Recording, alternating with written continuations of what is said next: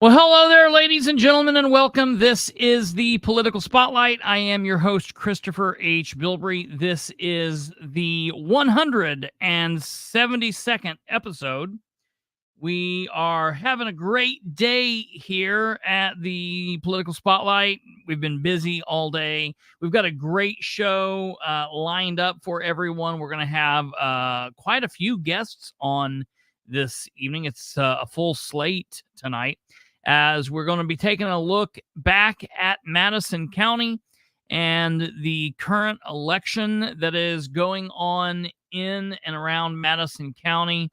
They've got a lot of things going on, very similar to a lot of other counties throughout Indiana and East Central Indiana. There's kind of a power shift occurring in Madison County between what I would consider the older establishment folks versus kind of newer, upcoming, kind of outside candidates. Those are my words, my terms. I don't know if any of these candidates or all of these candidates specifically consider themselves any of those terms. That's just my terminology. We'll have to talk with them and get their take on things.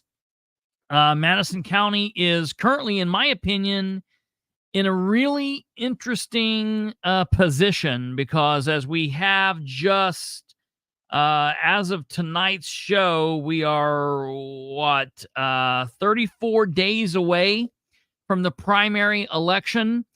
I feel like Madison County is in a position to see some amazing upward progression change in their political climate throughout this election into November and then beyond into next year.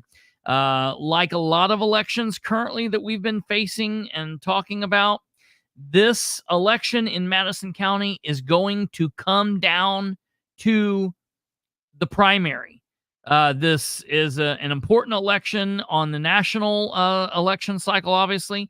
We have an important election here in Indiana on the state election and political side of things, but specifically talking local politics in so many of these counties, in Delaware County, in Henry County, in Madison County, in Marion County, there are a lot of elections where the big fights and the big elections are going to be, kind of fought out in the primary. So this is a big election for everyone to go. I do want to remind everybody before we get started tonight, the primary election this year is set for Tuesday, May 7th, 2024, from 6 a.m. to 6 p.m. You can start early voting 28 days before that. Specifically talking in Madison County, they have vote centers. So anywhere you live in Madison County, you can vote at any one of the vote centers. That's kind of a neat thing that they're having over there. We're going to see hopefully they will have a better go of it than they've had the last couple of elections. They've had some interesting goings on over the last couple of years. But this election is going to be big. I also, before we bring our guest on, want to remind everybody, as you see at the bottom of the screen, indianavoters.com, www.indianavoters.com, INDIANAVOTERS. That's where you go to get registered. I guess we were talking about this right before we went live.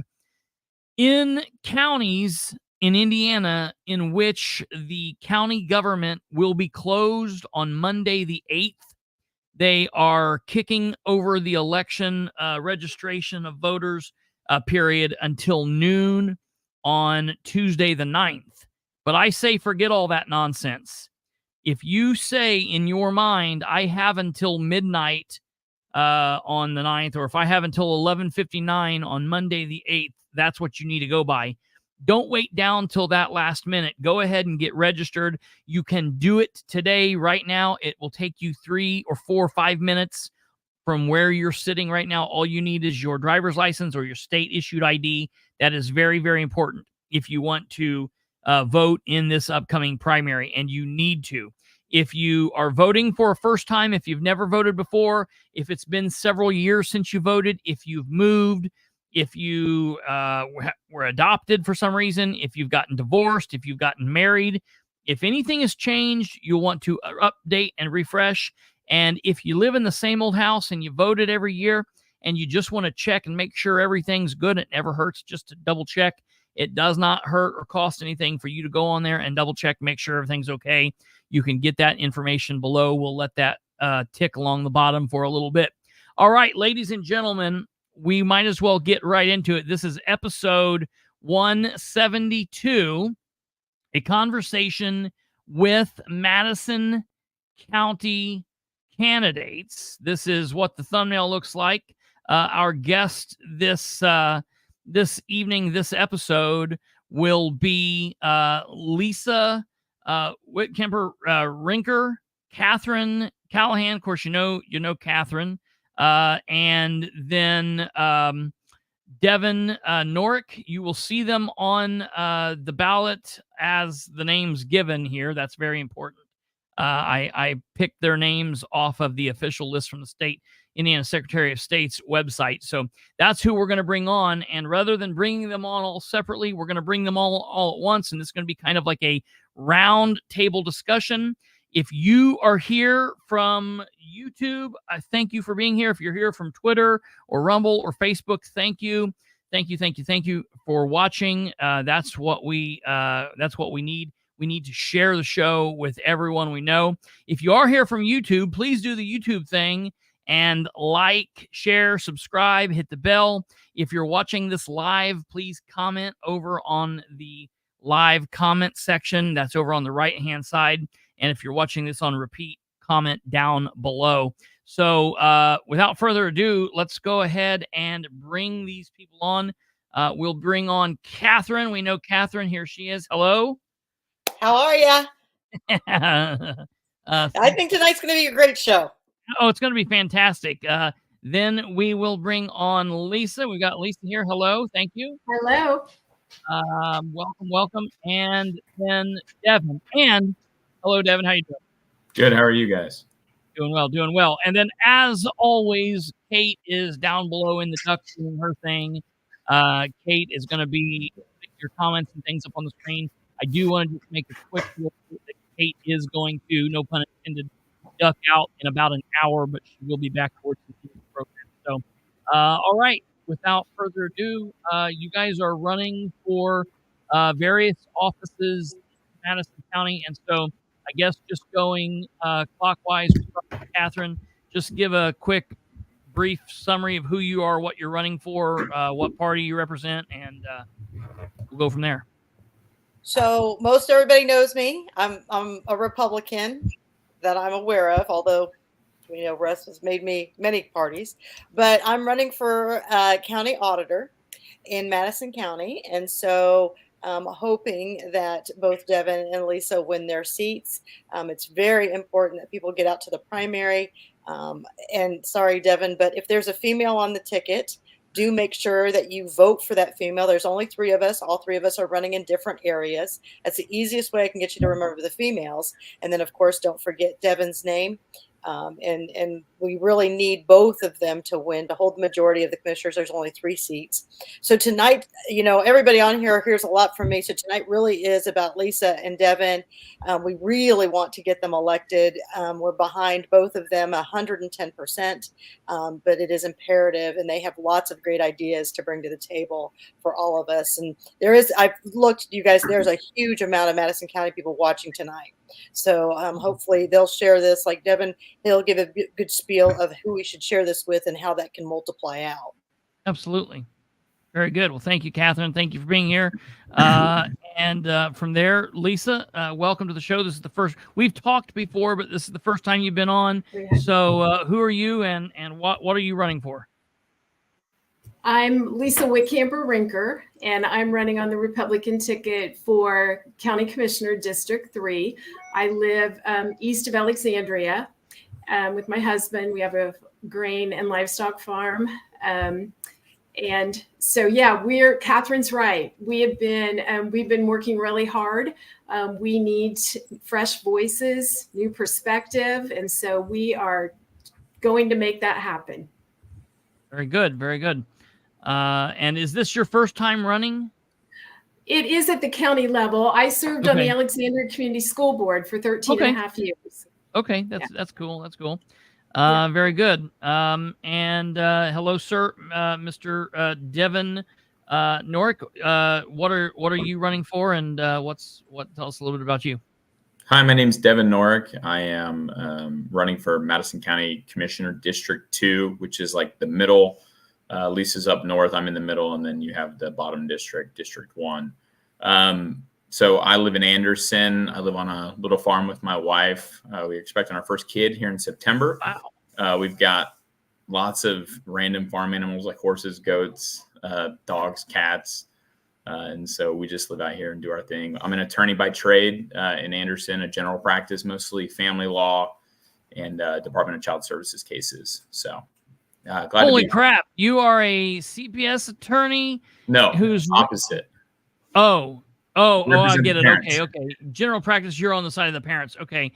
Correct. An attorney who's running an election while expecting a first child? Yes, sir. I don't know. That's that's pretty crazy. Well, don't get me started about my ministry involvement. So that takes time. Okay. All I right. have to get up about 4:45 every day if I want to get everything in the day that I like to get done. So I understand that. Well, you've got your hands full. I do want to say before we get started that these obviously Catherine's running for auditor, so that's a totally different horse of itself. We'll talk about that a little bit later. But these two candidates are not running against each other. They are running not necessarily together, but they're we both want them. We want them both to win. Lisa is running for District 3.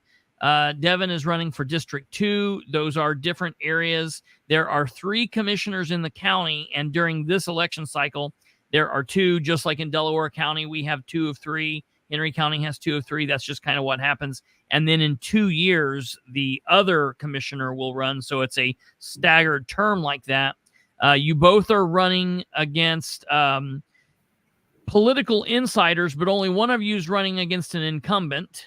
So that's, it's kind of an interesting little take there. The other big thing that I want people to know is everybody can vote for all of you. So the people in District 1 who don't even have a commissioner running, they can vote for both of you. They can also vote for Catherine. The people running in District 3 can vote for both of you, and the 2. Everyone can vote all county-wide. So you will have a chance in Madison County to vote for both of these candidates.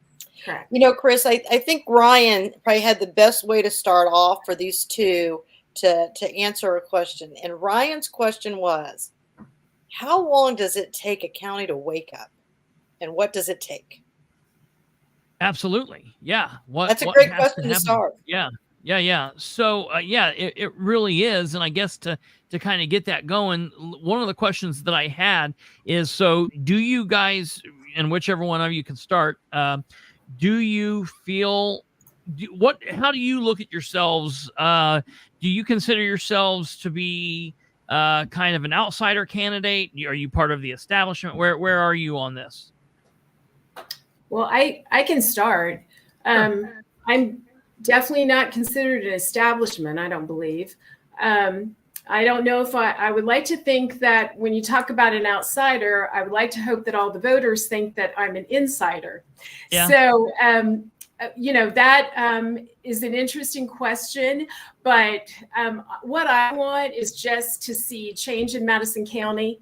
And so I am bringing that new perspective. I am the one that you spoke of, Chris. I am running against incumbent John Richwine, and he has filed for his 6th term. So that will be 24 years. And then he served in the county council for 2 terms. So that's another 8 years. So I do not have, as I said, I served on the Alexandria Community School Board for 13 and a half, but I do not have that longevity. And that longevity, in my opinion, he's the Nancy Pelosi of Madison County. Yeah, right. And just like her, needs to go bye-bye. Yes. Yeah. So, I think that's important. I look at, there's a difference between experience and longevity. So results don't necessarily equal experience. So Absolutely. I think we've got to keep that in perspective. Yeah, very, very good. Devin, what about yourself? I'm not even sure what it even means anymore in Madison County to be a Republican half the time. I mean, we've gotten really far away, and I'll be honest, we've gotten really far away nationally, state. Like, we're so far away from small government anymore. Yeah. Like that idea that, we're overtaxed. I mean, the state had $3 billion left over, I think it was last year. And then it's like Madison County had over $2 million left over last year that we're putting back in a rainy day fund coffers and stuff. And so I feel like I'm all for being responsible and, putting money aside and being good with your money and stuff. But it's just that at what point are we just hoarding money, as in it's taxpayer money? It's my money. It's your money. Right. It's Catherine's money. It's Lisa's money. And they're just not listening to what people want. And times are tough. I mean, Biden economics is ridiculous. I mean, we're in a time and era now where inflation's skyrocketing. Groceries are 5 times what they were 10 years ago. And so I would like to think that the type of Republican I am is a real conservative. I really try to be fiscally responsible with my money. And I would like to do that with the county money. I mean, I think that people have gotten so far away from the idea that they're removed from the money. And it's the 40+ million in this money. I mean, this is people's money. This is their livelihood. This is their income. This is a lot of people on fixed income. And so when you're hauling off, raising income taxes and doing different things, and just things aren't talked about, there's just a lack of that. And so that's truly what I am. Is I don't know. I don't know what that means. I don't know what you'd call that. According to Pew Research, there's 4 different types of Republicans. I don't know which one I am, but I can tell you that I'm not the, what has been, and neither is Lisa. Her and I both know that we both need to win for anything to truly change. And so we have been running a huge team effort on this. We've walked well over 1,000 doors at this point. And that's the kind of Republicans we are. We're grassroots, we're working. That's very important. And it is important that folks know, and there are you guys are seeing it already with example is Bethany Keller. She's a really well put together council member, but she's one voice of with 6 others, and so she can speak up and she can say no, but nothing. She's just there holding the record and saying, speaking out for the people, but not being able to get anything done. If one or the other of you wins and the other doesn't, you're basically in a position where you can be there to voice, be the voice of opposition or whatever, but basically the other side will still have 2 votes to your 1 vote. So, in order for change to come from this election in the commissioner's office, you both need to win, so there can be some fresh blood there, and that's very important. We're seeing that in so many different places throughout Indiana. It's very, very important. So, Madison County is so much. Let me ask you this before I start there. Are you all running for precinct committee person as well? Or what's the deal with that? I know some candidates are running for both. Some candidates are what's the deal with you three? Katherine, do you want to start? So I've muted myself so I can not speak as much because you guys all know that I'm a big speaker. So, we are running for precinct committee members. I'm going to let Devin kind of talk a little bit more about how that's all working, how we've gotten here, how many he's looking at. So I'm going to let Devin kind of take the floor on the whole precinct committee men and what we're looking to obtain with that goal. I mean, it's very quite simple. We're trying to dethrone the king, okay? Who would be the king in Madison County in the Republican Party? That's Russ Willis. I'm not afraid to say that. I still am cordial with Russ and different things like that, but that's the goal, okay? I mean, that's the purpose. He's been there a lot longer than most politicians have been around in terms of his involvement in Madison County. And I'm not discounting, people's involvement in the party, but that's the goal. I think, Lisa, you're not running for PC, right? I am not. I actually spoke to a neighbor of mine. Yeah, Melissa, and you have somebody running. Yeah. Okay. Yes. So I don't remember what the number was, but there was a group of people. I know that Katherine had some input in that. I was approached about that. Lisa was approached about that. That we just needed to get tons and tons and tons and tons of people to run for PC. And boy, did we ever. I mean, I think of ours, we have, what is it, almost 40 that are running uncontested. That are on our campus. Yeah, that are on over 80 candidates. So I'm running a contested race. I'm running against Evan McMullen in my district. Yeah. And so I haven't been making the PC project a huge focus. Obviously, I think it's within the scope of running for office. I mean, I'll end up walking my own district because I want to win that as well. I think that the PC thing is super important, especially in the last 5 years where we've had so many caucus appointments. Yeah. And it's like it is a back pocket like deal. I explicitly remember when I was a PC appointed by Russ back when I was like 18 or 19, back when I had just gotten involved. This is before things had really hit the fan in Madison County. Things were still pretty cordial. And, he had texted me. He's like, you need to vote for this person. And, I'm 18. I have no idea. And I'm like, okay, you've been involved. I trust you, and It's like, that's still what goes on. I've spoken with different PCs that have voicemails, from Russ telling him why they should vote for this candidate and not this candidate because of X, Y, and Z, or because they're a Democrat. Yeah. I put that in quotes because I think we know who I'm talking about. Just the fact that, that's the purpose of the PC project is truly to bring in new, fresh people. This whole idea of what we're doing, Chris, is we're just trying to get new people involved. It's just been a lack of just freshness, fresh perspective. We don't have it. It's the same old thing over and over and over again. And what do you expect if you do the same thing over and over again? That's the definition of insanity. And when you expect a different result, like it just doesn't happen. So, well, and Devin, I think it's important too, is that with the PC races, they need to live in their precinct. Correct. And that wasn't happening. I mean, so many tons of appointed people had people that were appointed from outside their precinct and their community. And who knows their community better than the people that live right there in their precinct. So we've got to get that's going to change. We have 111 precincts, and I think only 9 or 10 were not filled. So we actually get to a point. Yeah. Yeah. We actually have people running. Now we've got a couple of people on here tonight that I don't want to forget. Dave Sargent is in Fall Creek 1. He is watching. He is contested by 2 other people. Phil Poor is watching tonight. He's already won his seat. He is not contested. Tim Harvey is on tonight. And I think she just said he's 5'3". He is contested. I believe he's running against Carl Abel, who is running for county council. As well at large. And I just learned about Carl Abel. He is the husband to Angie Abel, who's a recorder, which is fine. But the other thing is that his track history is he has voted as a Democrat and had a falling out and now has turned Republican in the last couple of races, which is fine, but he needs to be transparent with the community and with the Sure. people. And again, like Devin said, we're not really sure what the party lines are anymore because we have so many. And I think these two, along with myself, are really running on the track of open and transparency in our government. So I just kind of, and if I miss somebody who's running for precinct, if you put it up there, Devin, one of us will catch it and say it.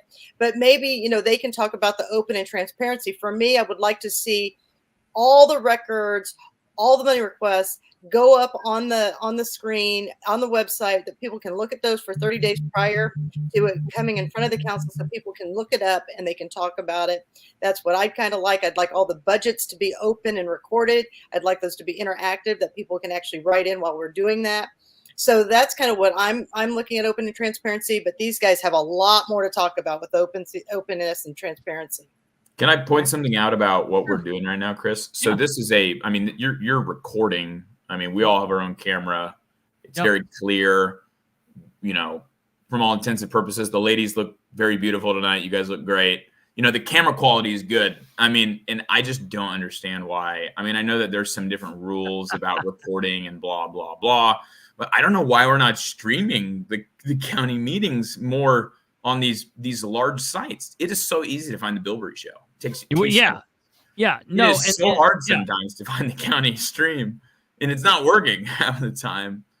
That's so frustrating. Yeah. That's so frustrating. And the good thing about this is, and I do not give them credit often because I think they're a whole another mess in themselves, but the state legislature, one of the good things that they did last year, one of just a few, was they put through a law that says by January of 2025, all official government meetings that meet in the governmental room, like the council room, the commissioner's room, city council, have to be live streamed, which is a step in the right direction.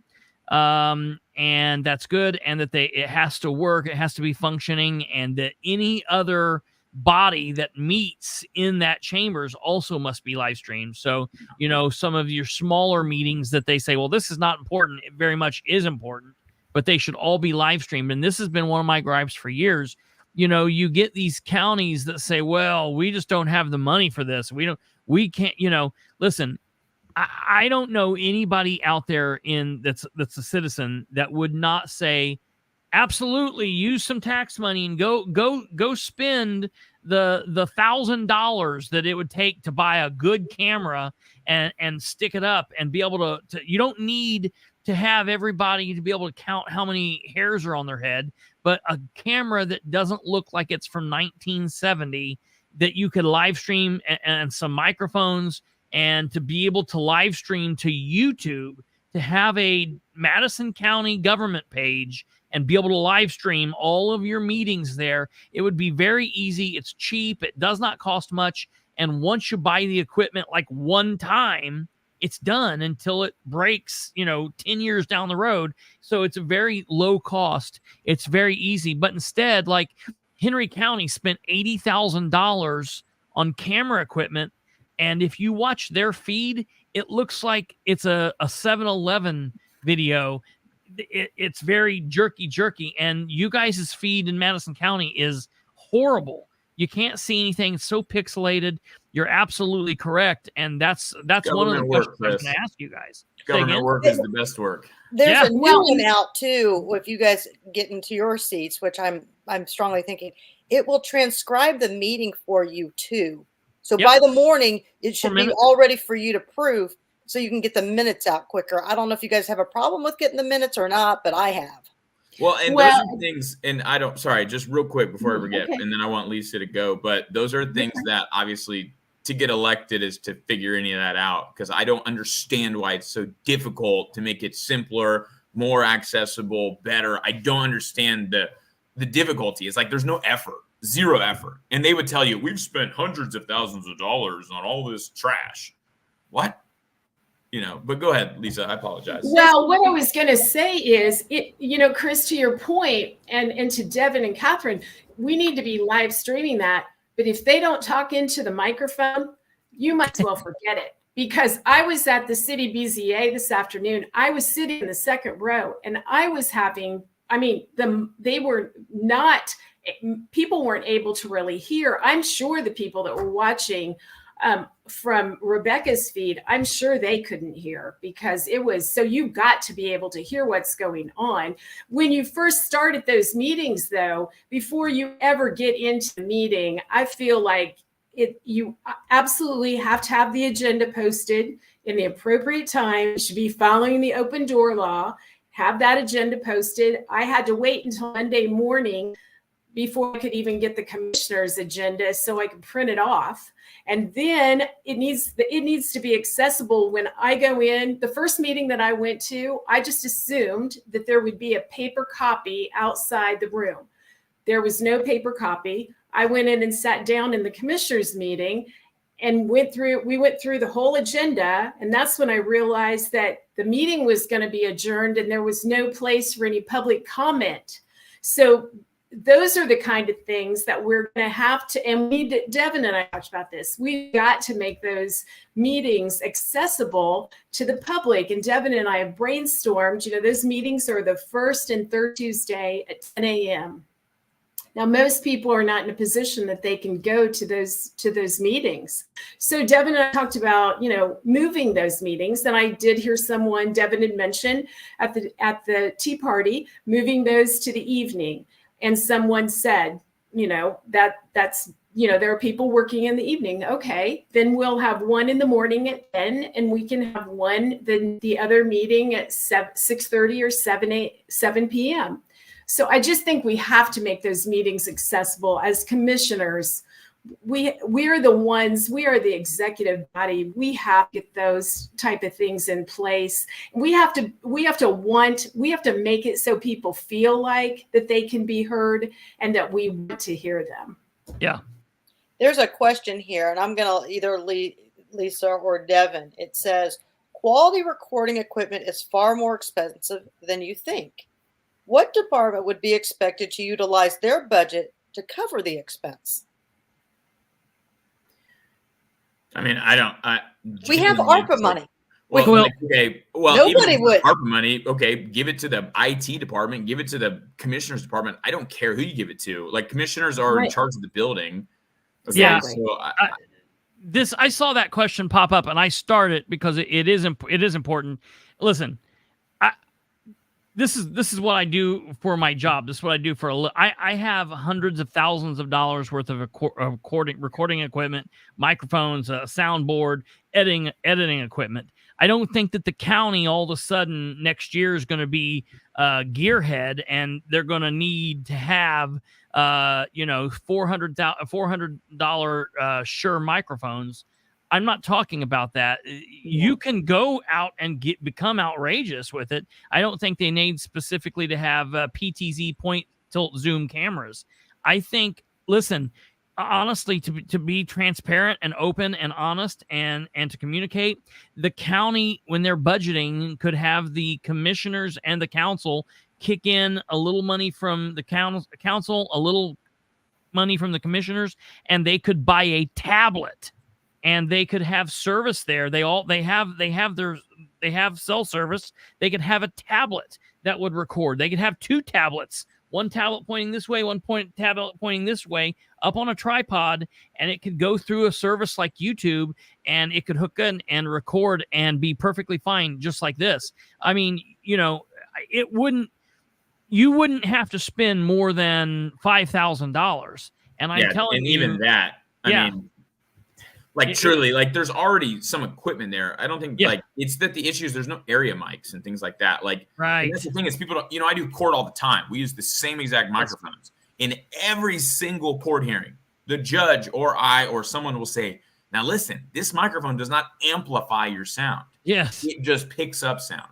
So that means you have to speak up. And I'll always say, listen, the judge won't think you're yelling at him unless you're yelling at him, okay? Right. So speak up, talk loudly so that the court reporter can hear, because we have a person that listens. And so they'll tell you, hey, I can't hear. Yeah. But there's nobody doing that here. So when the meetings are like, well, we stream the meetings and there's microphones. I can't hear anything when people are talking back here.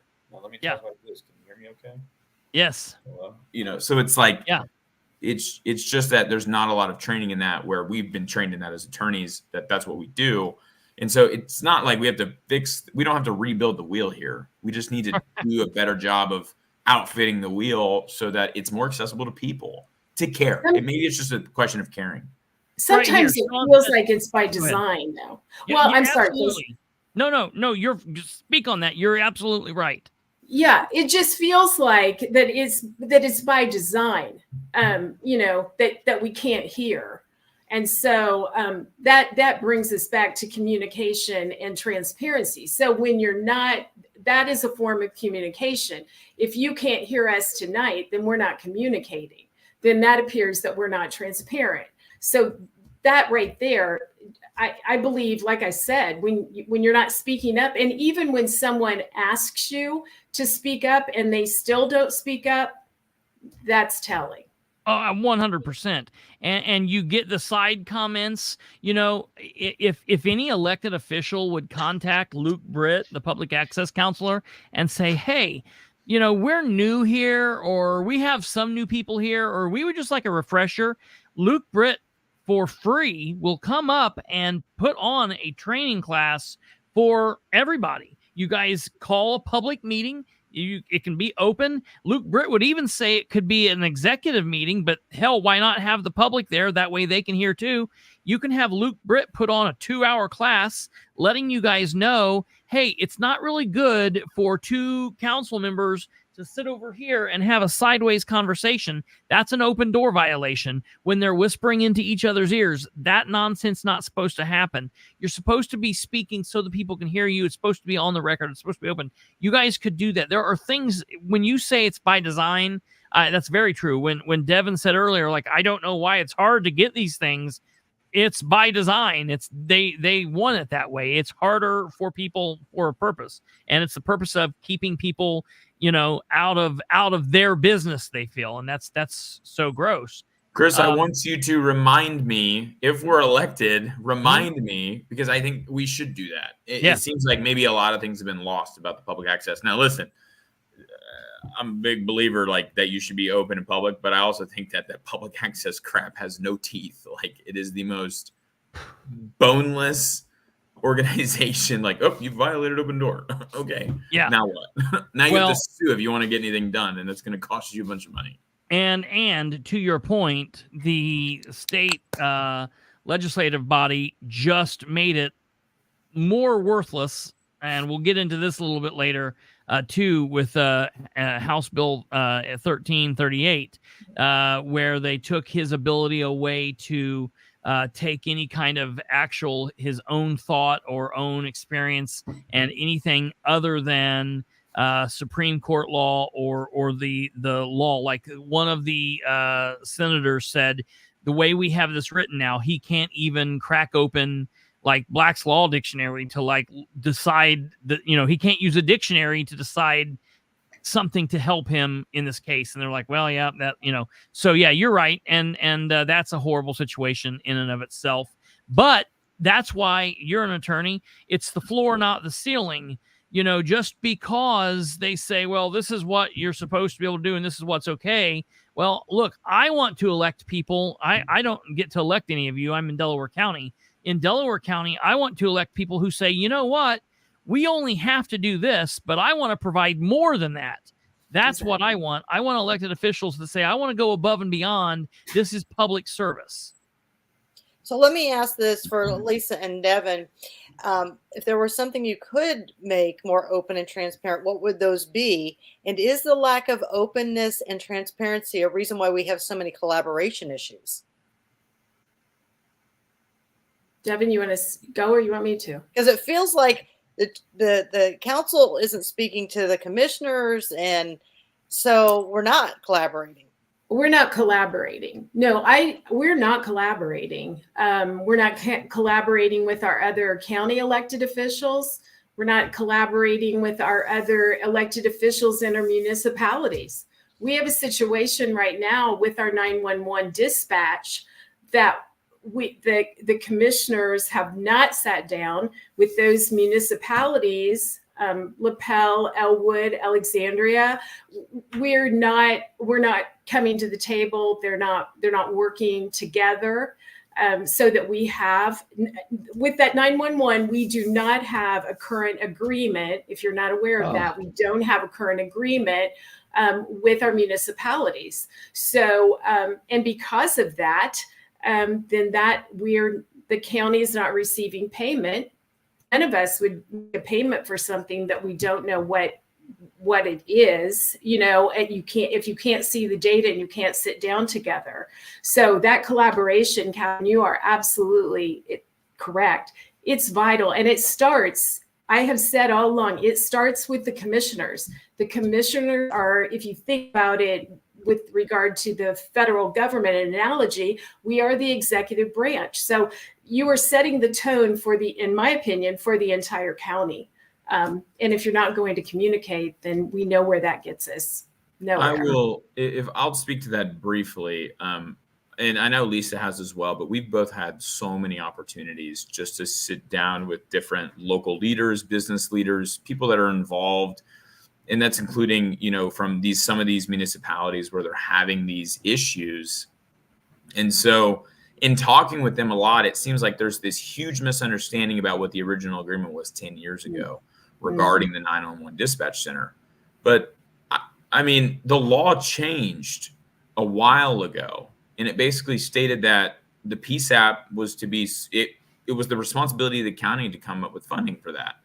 Why, when they did that PSLIT or the public safety lit money, why they didn't fund the PSAP straight over the top first, okay, where all municipalities would have been paying a portion through their public safety money. Why they didn't do that, I have no idea. But do you really think that any municipality now is going to want to now take the money that they've put in? I know like Elwood got multiple new police officers. They'd have to fire one of those guys if they wanted to fund their portion for the public safety apparatus, if they wanted to fund that now. So if they had done it in the beginning, it wouldn't be an issue. Now it's just more of a problem. We piecemeal issues in Madison County. We don't work on the pie together. Pendleton works on a piece, county works on a piece, city works on a piece, Elwood works on a piece, Ellick works on a piece, Edgewood, LaPel, Frankton.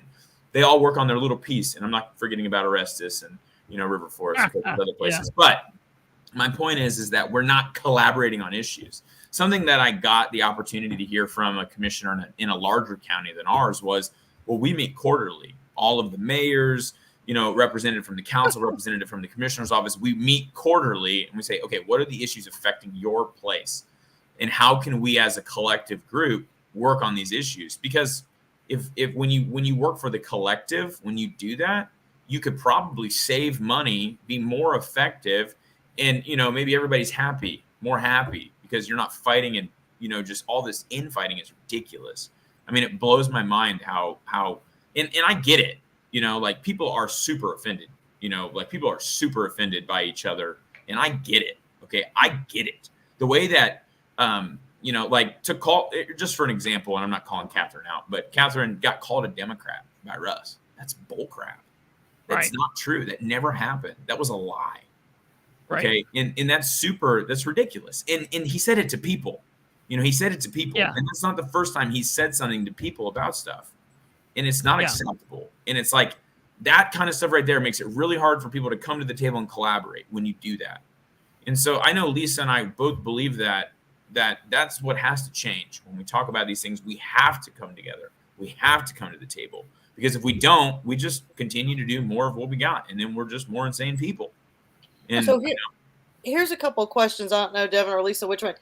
Wouldn't the 911 agreements be the responsibility of the dispatch executive director?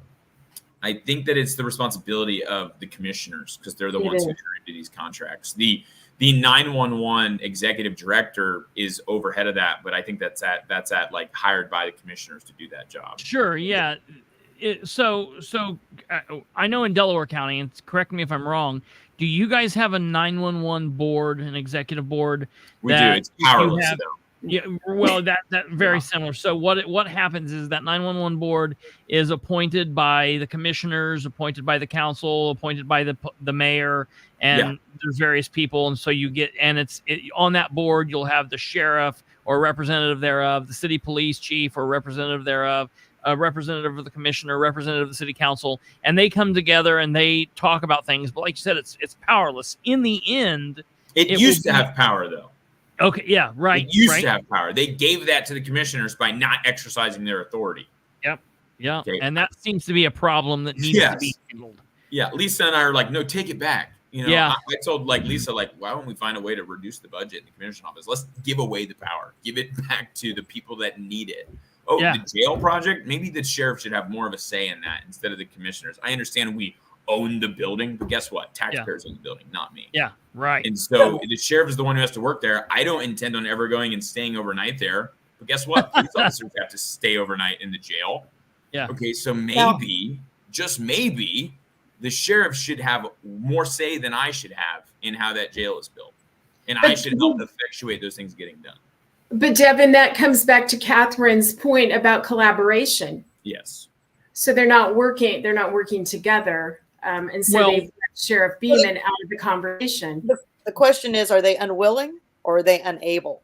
Well, that's both sides. So you basically what happens is when you have power hungry people in positions of power who want more power or want total power, and then they're appointing people who are, number one, either yes men or yes women, or are realizing, hey, I have this position because of these people. When these people come and say, hey, we want this power, we want to make these decisions, they're like, okay, yes, boss. Or they don't want to do anything, or they just want the title and they don't want to actually sit down for the thing. So they have no problem to give it away. And when you've got people, and like I said, again, I'm talking specifically from my county in Delaware County, where you've got 2.5 commissioners that instead of a 3 commissioner body, and 2 of those 2.5 commissioners want all of the power in Delaware County, they're going to fight to take it all back. And if Madison County is any of the same, and I know a lot of the people there, so I feel it is, when they're fighting because they want to be the person that makes the final decision on everything,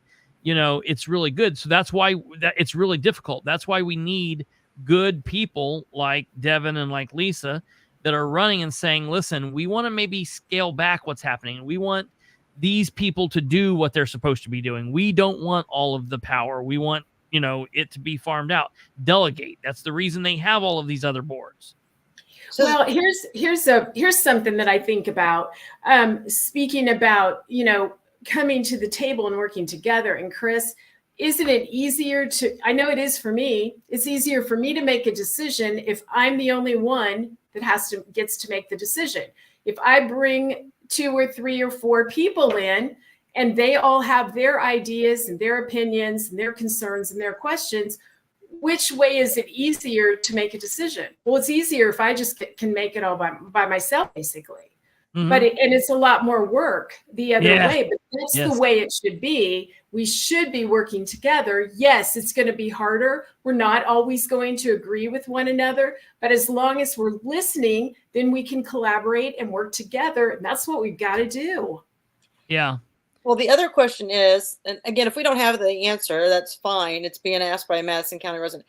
I've read where Safety Lit was supposed to pay dispatch first, then firefighters, and then sheriff. Is that correct? There was provided for in the law that you could do that. They opted out from funding the PSAP, or the Public Safety Apparatus 911 call center. They skipped it.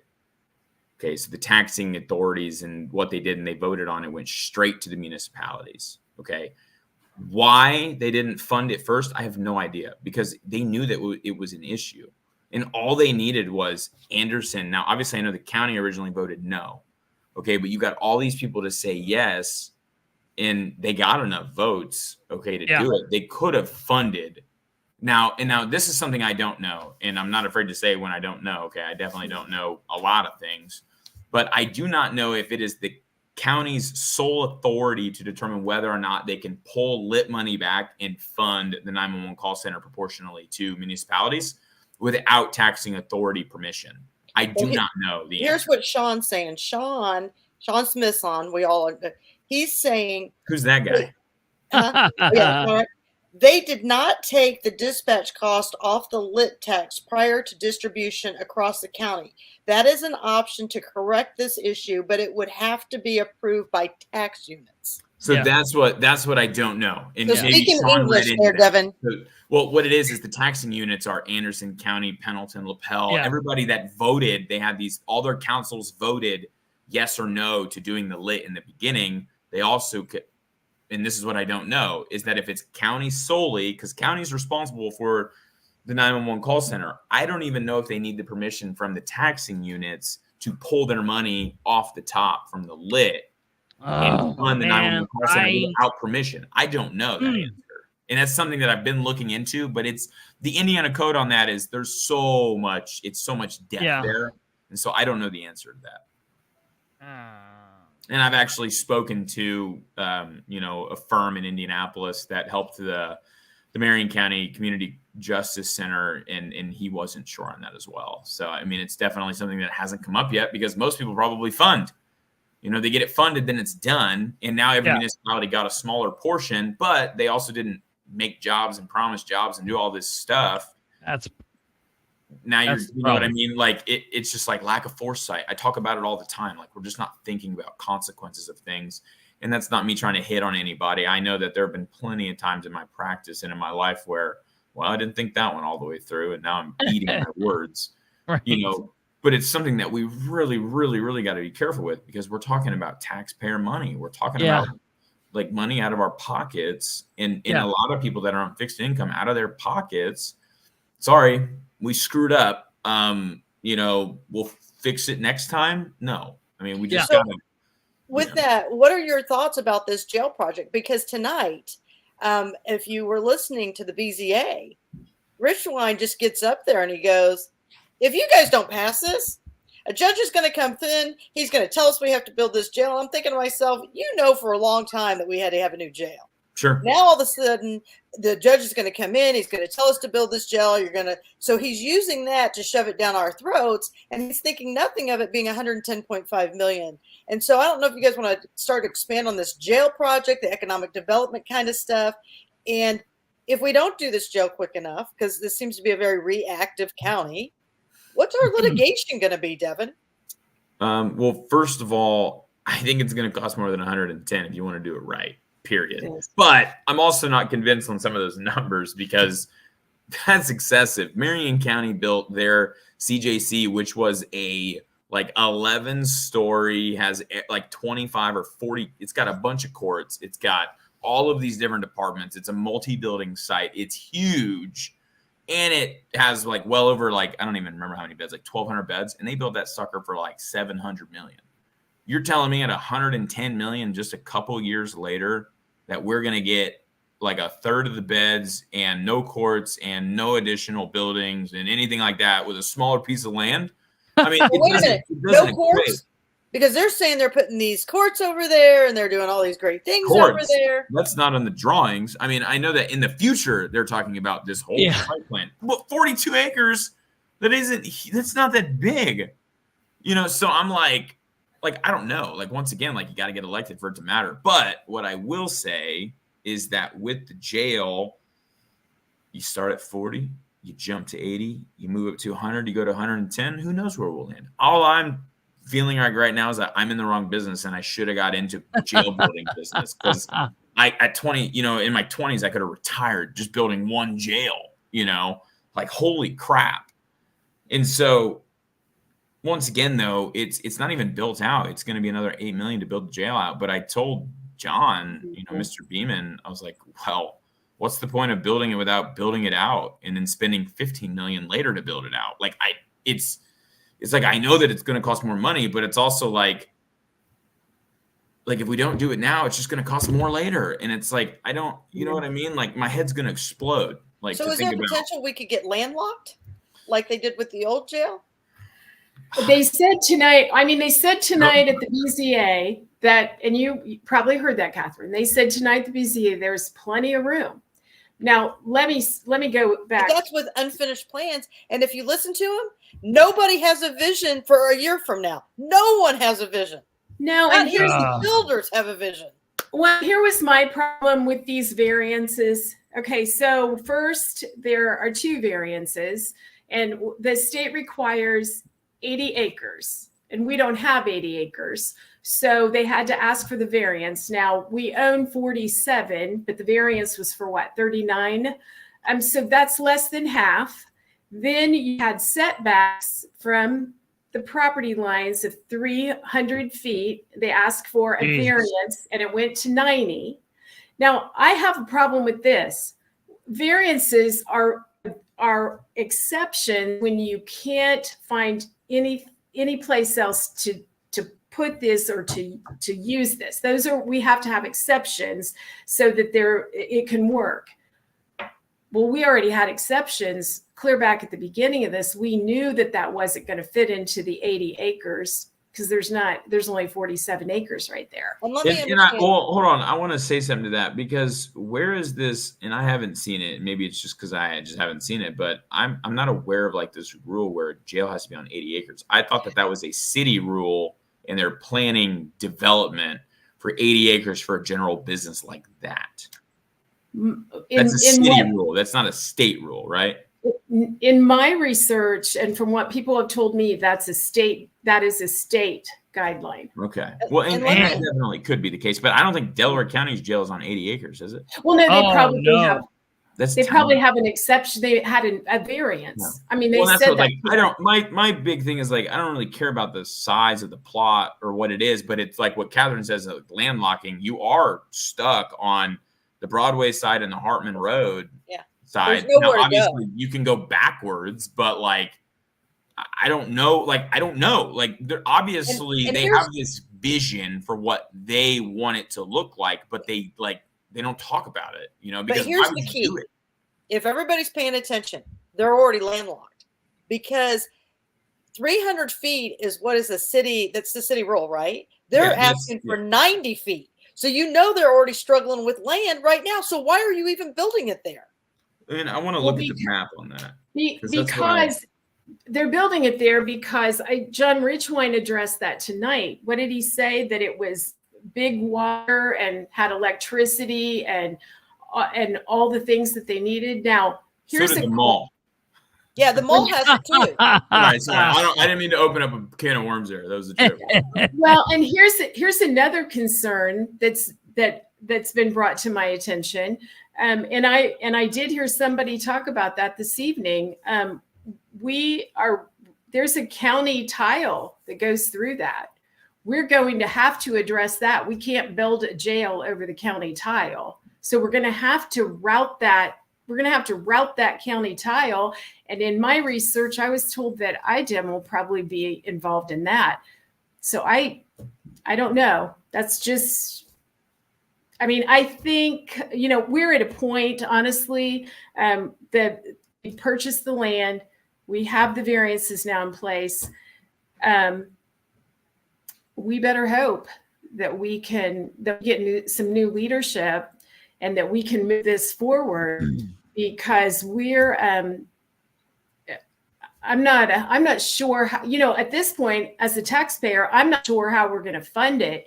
And you all pointed out it's 110 million. And that's with one of the pods not being completely finished out. When you look at the drawing, it's blank. It has a big white blob there.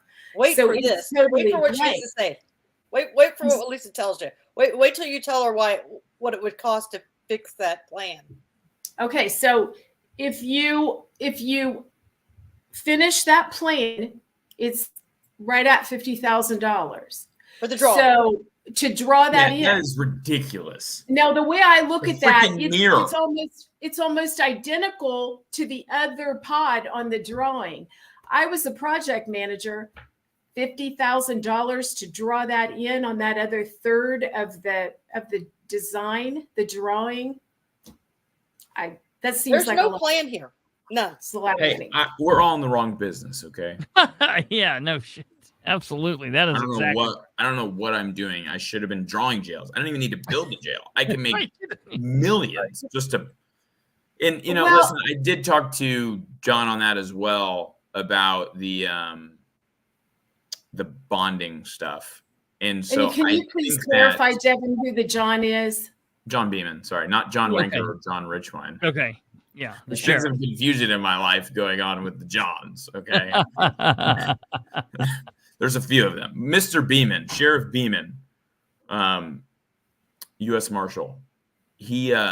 I talked to him about the bonding thing, and I think that maybe Baker Tilly is being a little conservative in their numbers, meaning that there probably is the ability that like they can get the bond for more money than what the original amount was stated at, like where they could get the bond for over 100 million instead of 80 million or whatever it was. So obviously those are all things that need to be figured out. But I'm just saying, if there's an ability to do it without raising taxes, then we need to do that now and not, fudge it up and then have to charge more money later. Cause I refuse. Like there's no reason that we should be spending as much money as we are, period. There's just no reason. Here's the thing. Sheriff Beeman is a retired U.S. Marshal. He's probably been in more jails than anyone in our county. And no one has brought him to the table. Sure. Why would you want to hear from someone like him? That goes back to the whole respect of the other fellow elected officials to be, have a role in the government that they're elected to be in. And, in Madison County, I've noticed probably even more crazy than other counties I've been in. They really look at there's like a hierarchy. They don't play by the same kind of thoughts that we are all duly elected officials, and John Richwine is no different than Bethany Keller is no different than, Rick Gardner is no different than the clerk. They're all the same in the fact that they are all duly elected and no one's anyone's boss. They don't respect that checks and balances thing. And that's what's really crazy. They really think that there is a hierarchy of what goes on. And the sheriff, well, he's a police officer, but we're the ones that make the rules around here. And so the commissioners are going to get to say, because their name goes on the little pretty plaque at the beginning of the building when you go in. Here's what's going to be real interesting, and one of them will answer this. Yesterday there was a meeting, and there's a new board. Wait till they tell you what the Republican Party, John Richwine, Likens, and Pratt did with this board. If you guys want to explain to them this board that they just developed. So they had to have a corporation, basically. And so you have to oversee this. And so you have to have directors. So they appointed 3 directors, and they are Ned Dennehy, Stephen Bottomley, and Joey Cole. So that makeup, my understanding, that makeup is Ned Dennehy, Joey Cole are Democrats, and Steve Bottomley is Republican. I've never seen where a Republican body makes a board with predominant Democrats. So what is it a building corporation? Basically, because we're going to have to, I have that in front of me. Yes. They have to have that, that corporation in place, and they will oversee, that board will oversee basically that the payments are made in appropriate manner. Obviously the county council, is involved. We know that, but this is basically their jail board of directors, the way I understand it. I thought so that maybe I missed, because I thought that there was a board that was created last year. That's a different board. That's a different board. I think, Devin, that's bureaucracy. Dang it. Yeah. Okay. Now I gotta give you some history here, Chris. Okay. Gotta give you some history. And again, truth is not a smear campaign. So let me be clear with everybody. Ned Dennehy and his family held the coroner's office for 30 years. Okay. They're Democrats. They were taken out of position in 2020 when Dr. Abbott won that seat. At that time, invoices came in, and we found invoices where cosmetic supplies were being bought, items that were really funeral home supplies, and being paid tax-free on the taxpayer's dime. Nobody wanted to open that case. Then Joey Cole in 2022 was a Democrat, and he was beat out by John Beeman, the Republican candidate. So now you're taking people who are being removed by the voters, but being put back into position by Republican Richwine. I don't know. It's a little crazy. So I don't even know what so there's three. How many people are on that board? There are three. There are three people, and so who appointed it? All of the commissioners? Yes. So your three commissioners, your three Republican commissioners appointed a building corporation with that's led by two Democrats. And now look, listen, local government to me is a little bit different because we're not dealing with, the immigration side of things, and we're not talking about abortion or whatever. So, I guess technically it could be whatever, but it is really a funky thing why that would be happening. I mean, I don't know. It's going to get better. It's going to get better Tuesday night. Okay, what goes on Tuesday? The council has to vote on these three members. The majority is held by the swamp. So now we're really going to see the players come out Tuesday night. What are they going to do Tuesday? They approve them? The council has to approve this board. I don't know. I'll have to find out what exactly this board. I don't know what this would be. Delaware County. I'm aware of like a building corporation, but I guess I'm confused by the appointments. So yeah, and that's what I'm confused. And I don't know why the council would have to do that.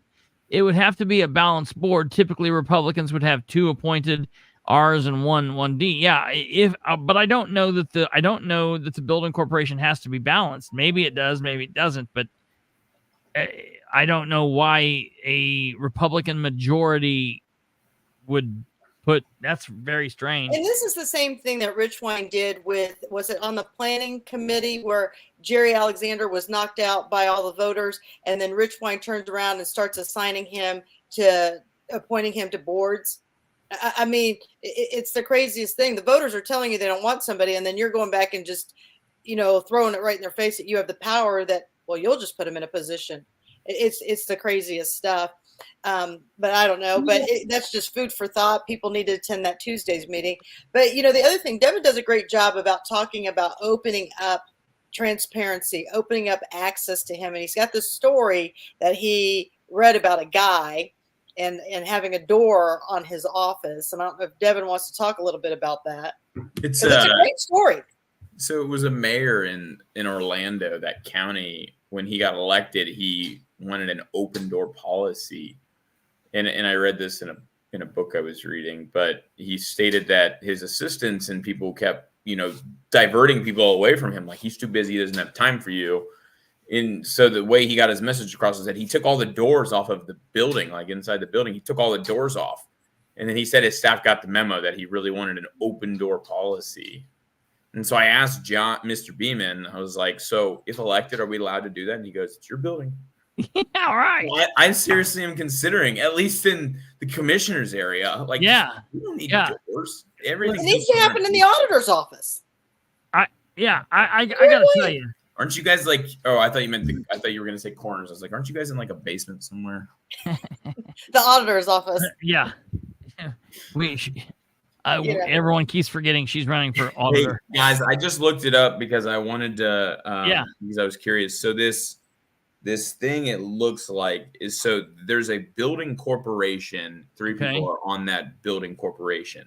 They are the ones who are going to be paying the payments, or they're going to be getting. They basically approved a lease agreement with the building corporation with those three members that will own the facility until construction is completed.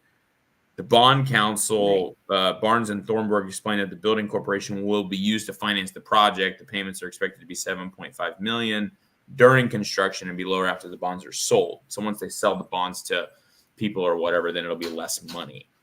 And so this is how they're going to pay for it. This is the body by which they will pay the money. So this corporation is basically a holder of the bond money to make payments, and they'll sell those things.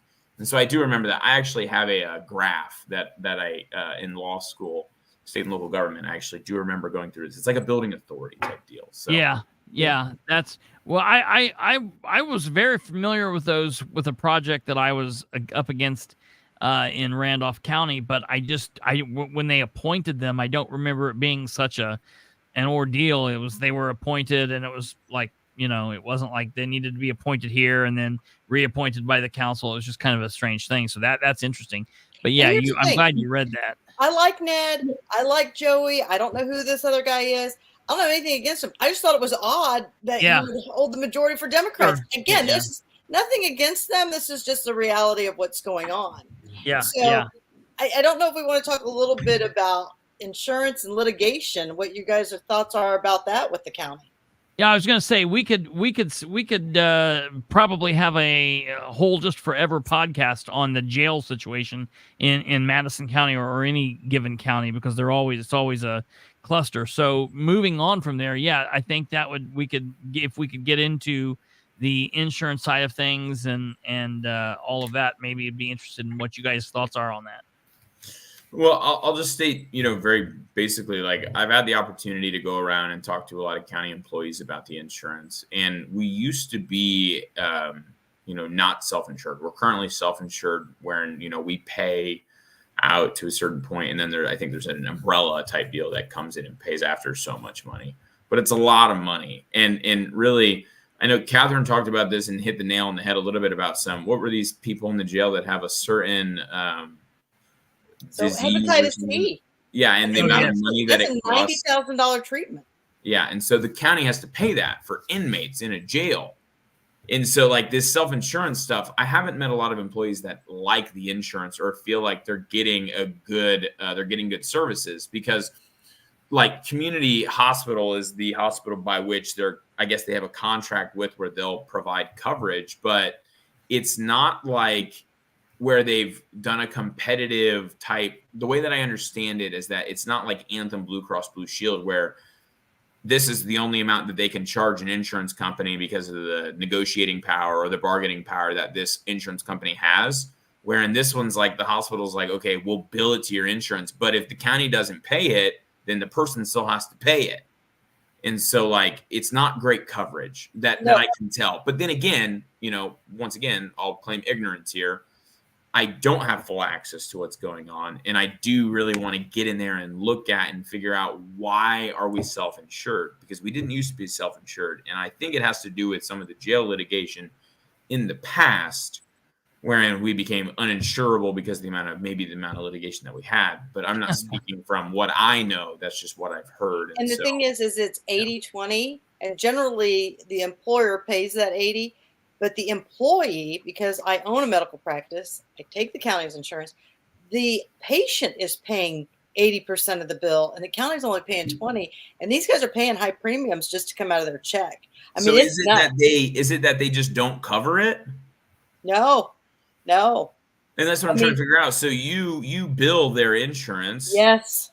And then so they just refuse to pay out what they say. They have such high deductibles on them. It's craziness. Well, and that must be the PPO plan or whatever, the core plan that all has to be HSA, which is the HSA plan. You have to pay out until you hit your deductible before they pay anything. And that's what I mean. So, you've got commissioners who are making poor decisions on healthcare. If I'm auditor, then hopefully I'll be at the table with these two when they're commissioners, and they're going to be saying, Katherine, is this a good plan? Is this a bad plan? What are we doing? So it's more than me just being an auditor. I can bring other things to the table as well on top of all that.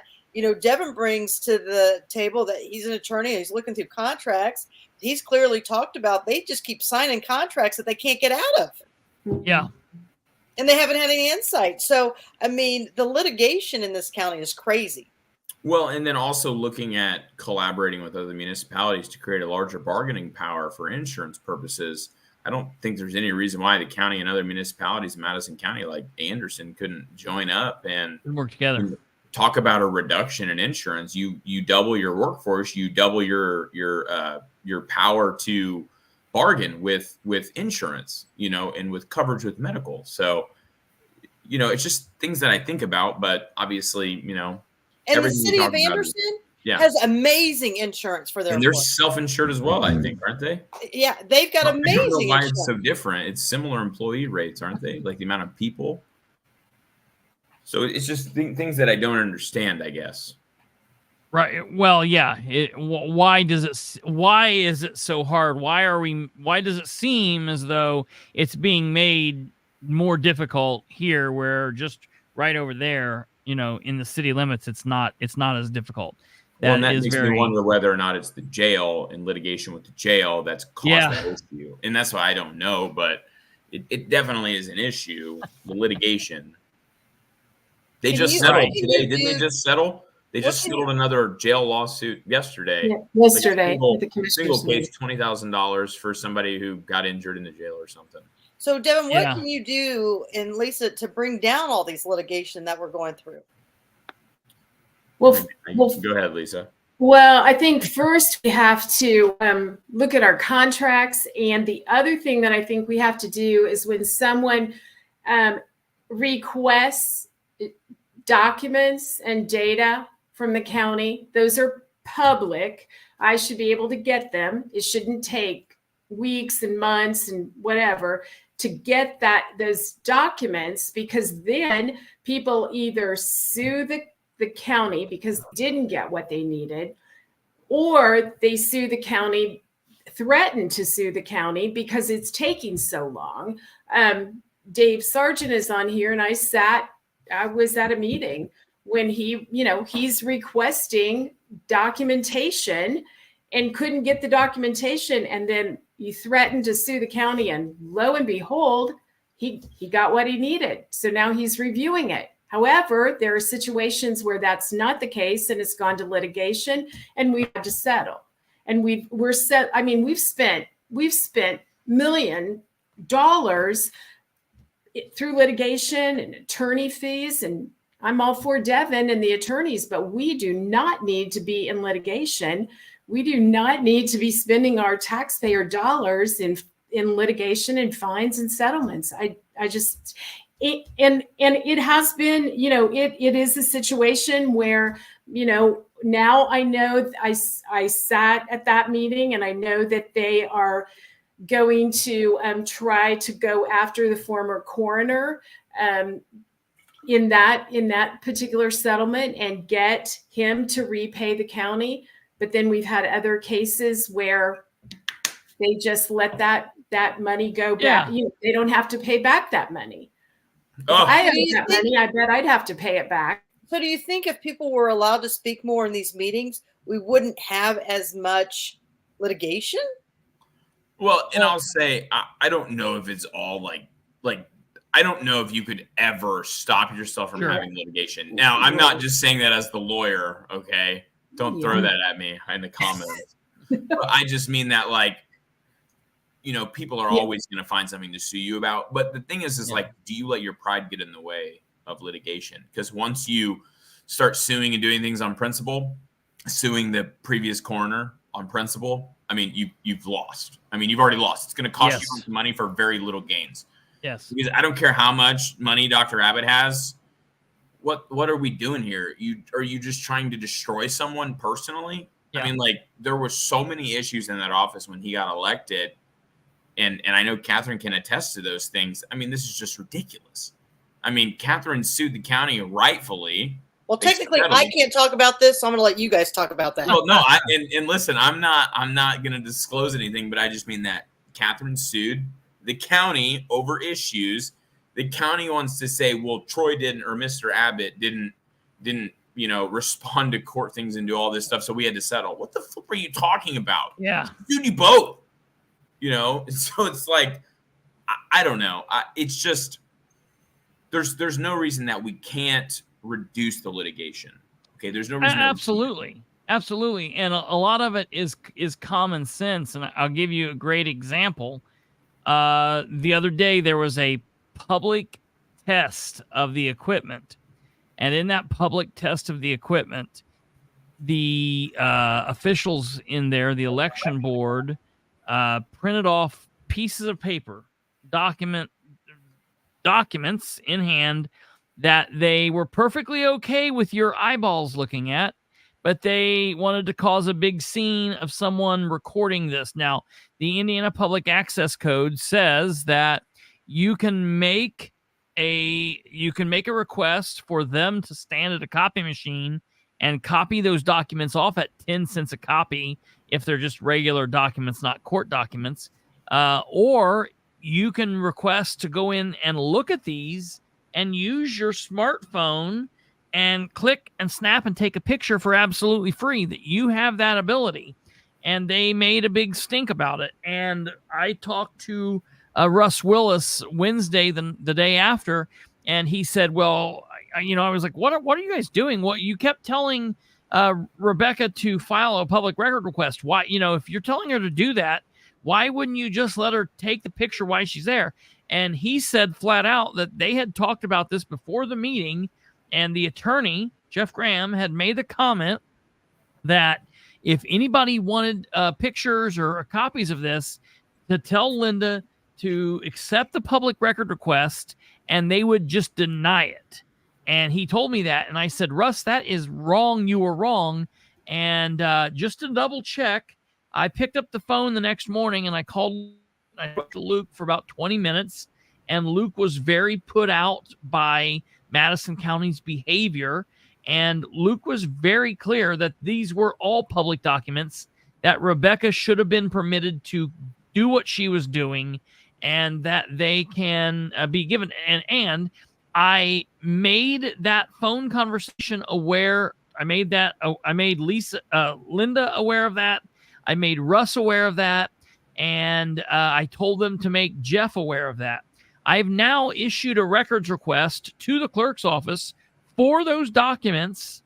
And instead of Linda just saying, okay, let's, get those prepared for you, she's kicked it over to Jeff. Jeff has now sent me some nonsense letter. He's going to drag his feet getting back to me. He's going to deny me, wasting all this nonsense time.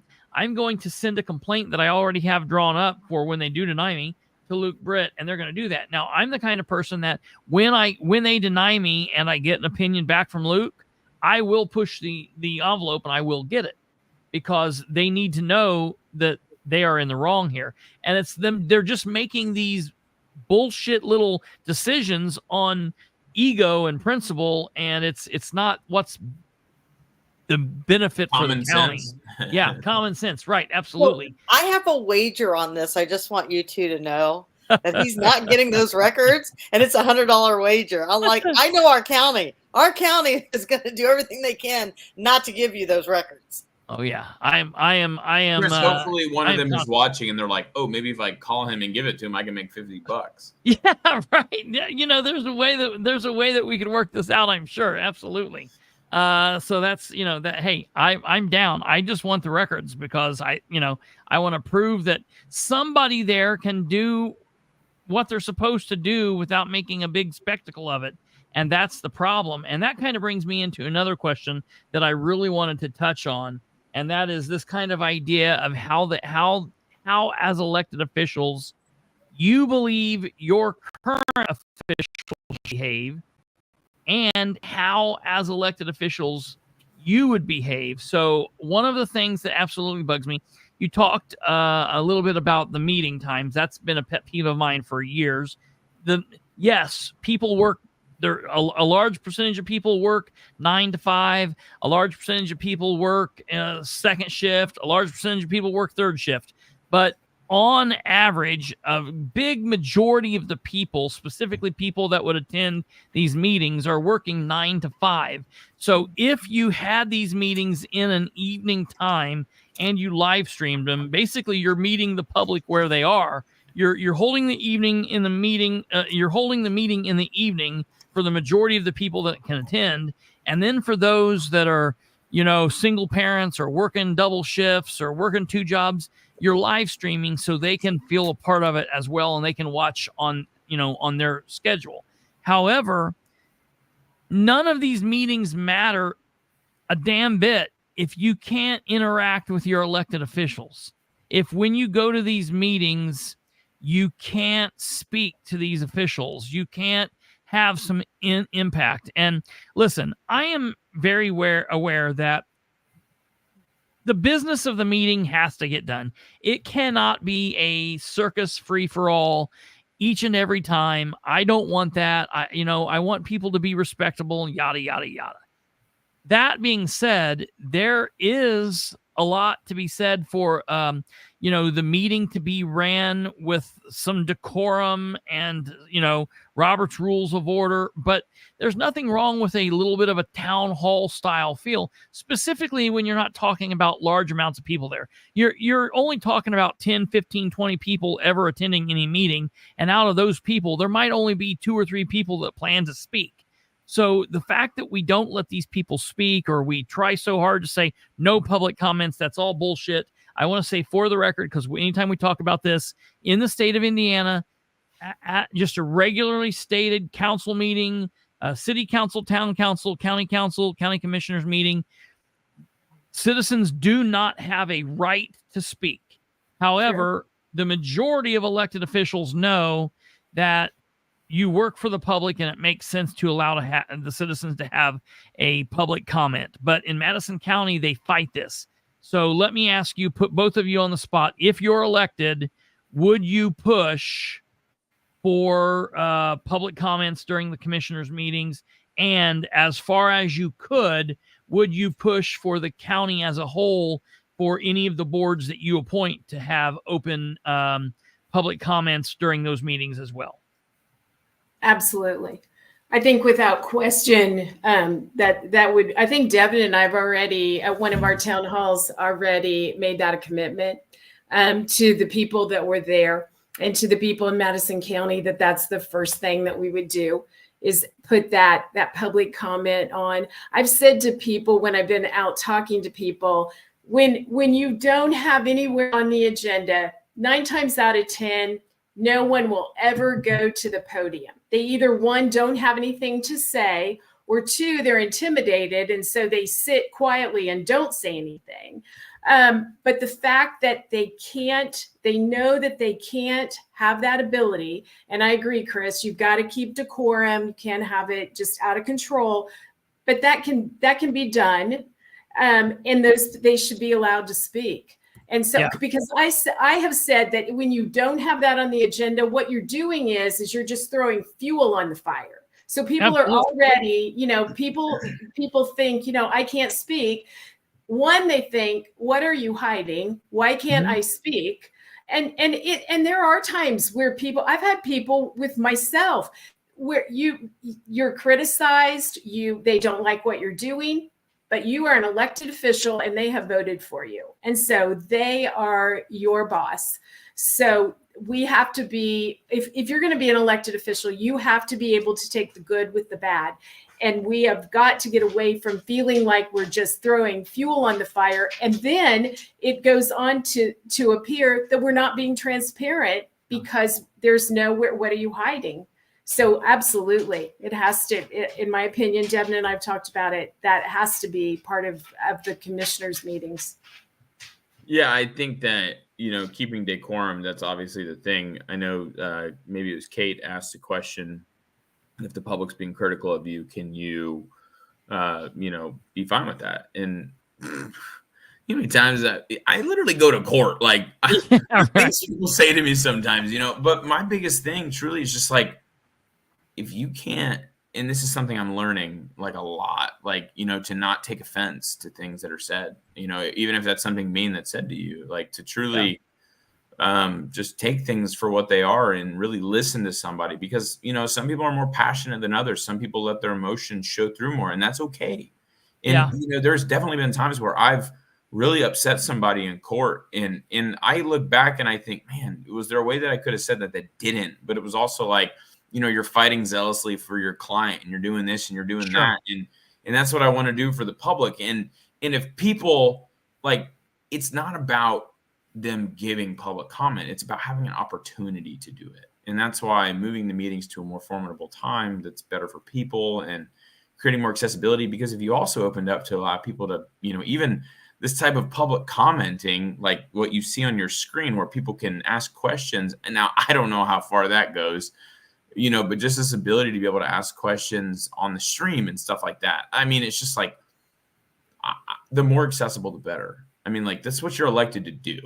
Well, that's a good point. Let me give you a little idea, a little seed for thought in there. And it's kind of amazing because we have problems with our Delaware County Council and commissioners over here the same way. But the council, I have to give them credit. They do one thing that I think is interesting. During the meeting, we have our meetings live streamed, and they have one of the council members monitoring the feed. And at the beginning of the meeting, they tell citizens that if you're at home and you have something that is very important, you can send us an email live while we're doing this. And now, obviously, if it's like, Katherine sucks, we're probably not going to read that, But if it's like, hey, what was the situation that you just passed? You passed, what consideration was that you gave for that tax abatement? If it's a legitimate question that's going to open up some kind of dialogue, have them send that to, questions at madisoncounty.gov or whatever, and let that be asked during the meeting. And so what I find is, number one, the council has given that out for years, and I don't think I've ever seen but one person ever email something during the meeting. So it's not going to happen every time. Okay. And number two, the very big and important thing here is the fact that you guys are elected officials. First of all, we have this toxic positivity in our culture where everyone feels like you have to be polite. Everyone needs to feel warm and fuzzy, and everything's got to be great and wonderful. In politics, people get upset. People get passionate. It's okay for us to disagree, first of all. It's okay for us to walk away from a conversation disagreeing. It's okay for me to be upset at you because of a decision that you've made. As long as I'm not carrying that overboard, whatever, it's okay for me to say, hey, I don't like that. And, you're wrong for that and whatever else. And it's also okay for people to be mad. It's, I can't tell you how many, I try to be respectful when I'm at these meetings. I can't tell you how many times I've been angry and I've hit the desk, or I've said, I don't appreciate this one damn bit.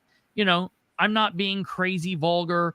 It is what it is. I'm not hurting anybody's sensibilities, and it gets the point across, and it is what it is. You know what I mean? I think that it's okay that we have anger. Now, you can't threaten anybody. You can't be charging people and being violent. There's already laws in place for all of that. I don't think we need to put extra protections in place because there are already laws there. There's already law enforcement at most of these meetings, if not all of them. But I think it's very important that people know that, and that we have an understanding that, it's okay for people to be upset. And we don't, at the end of the meeting, we don't all have to agree. We come back and talk through it another time. Now, you guys have set up town halls. There's still some to go. Do you guys have any notion of why none of the incumbents or your challengers have shown up at your town halls? It looks like it's all new people that are pretty much there at these town halls. Yes, Catherine, we set up 6 town halls. We've already done Frankton, Elwood, and Alexandria. We've had really good turnouts. We've had a lot of good questions. Candidates have been able to answer questions like Devin and Katherine are doing tonight. And then we still have 3 to go. Anderson is next week. Then we have Pendleton and then LaPel. They're all at the public library. They're all 6:30. So we want everybody to come out. Katherine, I think everyone was invited. Okay. So every single elected official was invited. Every single person that was running for an elected county office, Democrat and Republican, were invited. And we've had a couple of Democrats that have come. So we've opened it up, and you're right. There's not been, Mikhail Vaughn is currently a county council member, and he is an incumbent, also running. So he is coming, but everyone else that is in office right now, no one has come. I would guess that probably the reason that they're not coming is because we are all getting asked difficult questions, and we're all having to put ourselves out there, and we're having to be accountable for what we believe and what the county needs to see. And so I believe that that's probably why they aren't coming, because they'll have to answer those tough questions. But if when you're an elected official, that's your job. So you voted on something, as long as as Chris said, we won't always agree at the end of the day, but as long as you have done your research, you've talked to your constituents, you're representing them, and you're looking out for what's the best health and welfare and safety of our community and our citizenry, then you have to be willing to answer those questions. So that's why I think they're not coming. Devin, what do you think? I would just state that I think Lisa and I both know that we're running from behind. And I think Katherine too. I mean, I think we're all running from behind. I mean, we're not the picks, And so what I'll say is all of them, and I don't know, like this is all speculative, but I would just say that they all know that they don't have to do as much to win that we do if we want to win. Like, I don't think any of them think they have to walk or have to put out a ton of signs or have to call a ton of people or have to send out a bunch of mailers. Like they're their picks, like they have a pretty formidable amount of people that talk to people. And so I think that that's probably what it is a lot. I'm one, and I think Lisa can attest. I mean, we like to, we don't like it, but we play from behind and we work hard at that. And it's just like, we've been working now for 4 months and been going really hard at that, and it's going really well. And I think that as long as people remember our name, we'll be okay, but we'll just keep on keeping on, because at the end of the day, like, not to turn this into a faith thing or whatever, but I'm a big fan of faith. And I would just state that, win or lose, it's not really the point for me. It's just, I've had so many great and amazing opportunities to talk to people about, my love for people and what I want to accomplish, and even, like how that permits into my faith and stuff like that. And so this has just been an incredible journey, and getting to know so many different people, getting to do things like this, and getting to, get to know Lisa really well, and just everybody. So, I mean, it's just been a lot of good is coming out of it, no matter what, because it's becoming it's very eye-opening for a lot of people. People are always like, everybody that's going to vote for me is going to vote for Trump, and everybody that's going to vote for Rick Gardner is going to vote for Trump, and that's kind of things that blow my mind about these situations. You know what I mean? Like, because Rick and I are very different people, right? But they're both voting for the same person for president, probably, and so I think that it's just, we're not the picks, Chris. That's why we're on your show. We're trying to garner more votes. Right. So let me ask you the hard question. I know it's late, but this is the hard question. Yeah, apologize for my yawning. No, you're fine. No, you're fine. We'll get ready to wrap it up. She's got a question, and then I've got another question, and we'll let you guys roll. Why are you the better pick than your opponent? Now, I'm going to answer mine quickly, okay? Because I can balance my own checkbook and my own finances at home. That's why I'm the better pick, okay? Now, anybody who's watching, they can take it from there, but that's why I'm the better pick.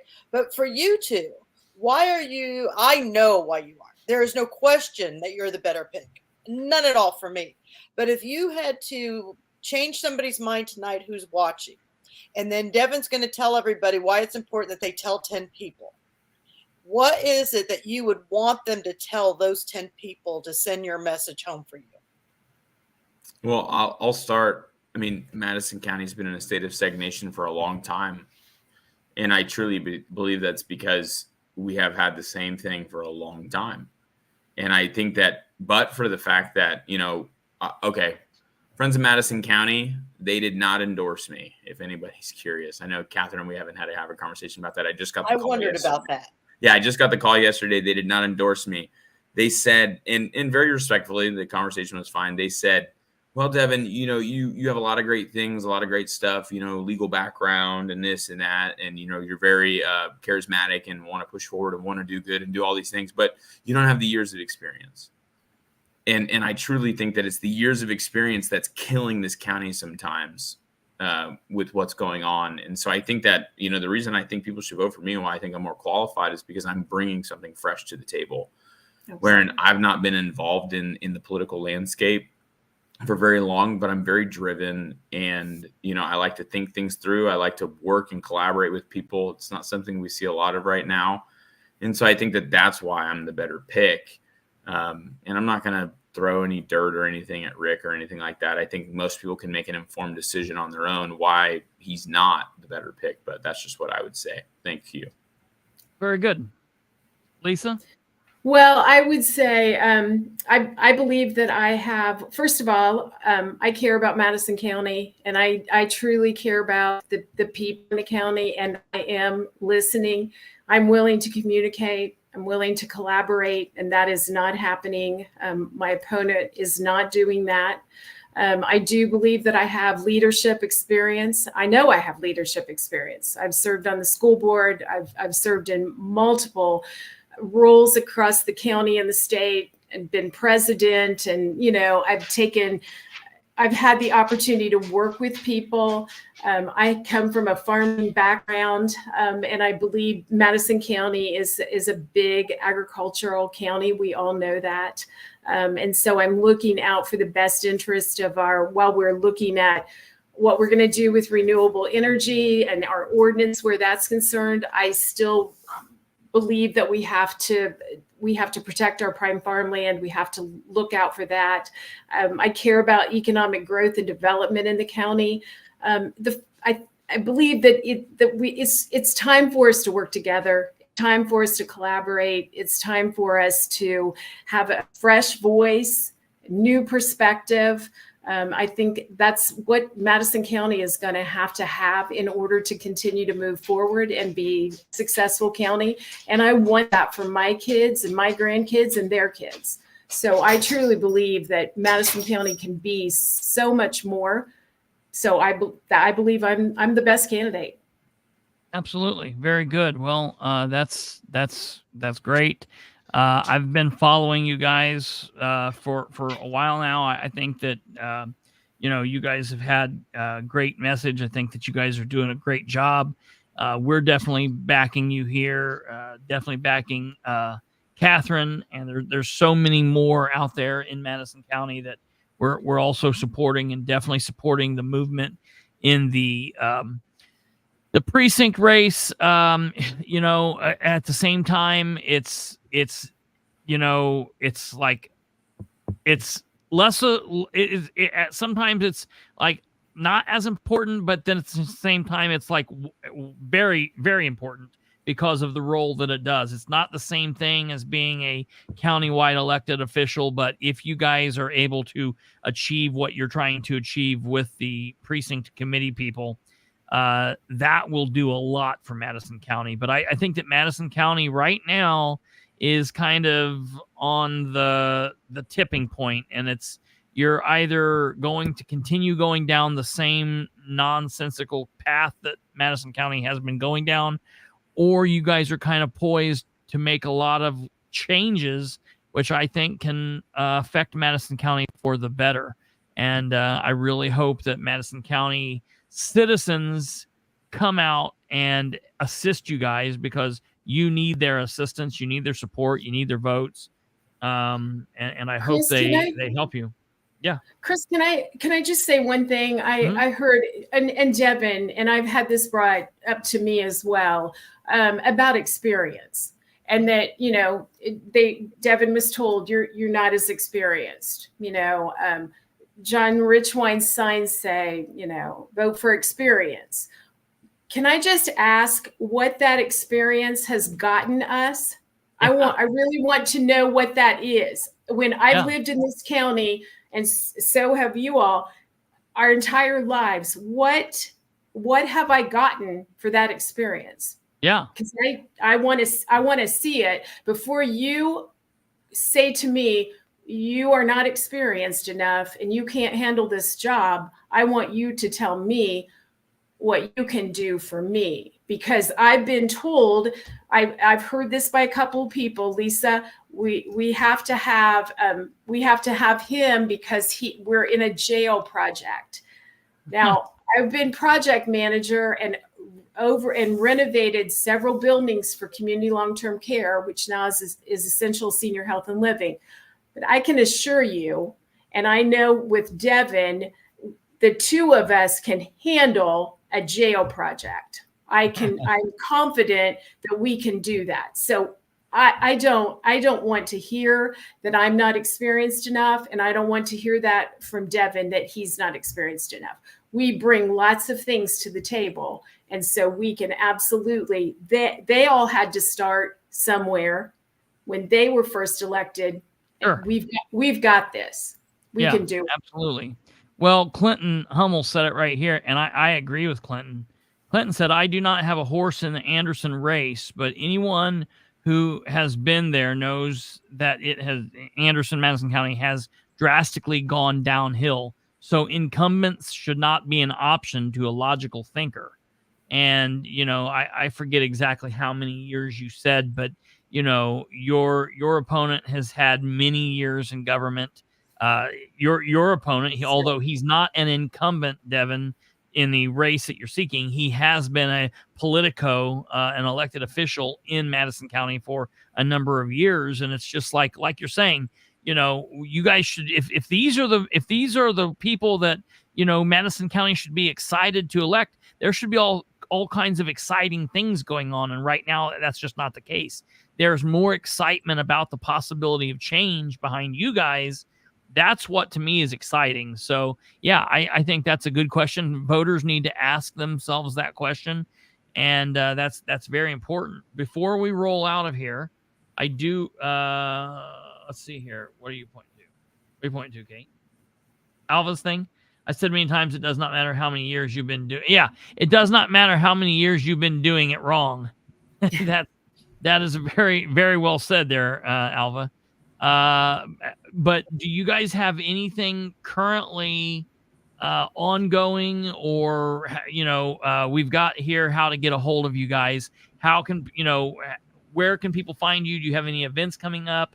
If people want signs, give us that stuff before we leave. Well, I can start. I've got, as you put up here, I've got my Facebook page up, running things constantly on it, so you can be abreast of what's going up. My website is up, electlisarinker.com. Devin and I are out. We're out knocking on doors. We're making phone calls. We've got mailers. We've got a whole plan of attack in the next, 34 days? I don't even know how many days. We aren't even counting. We're just working.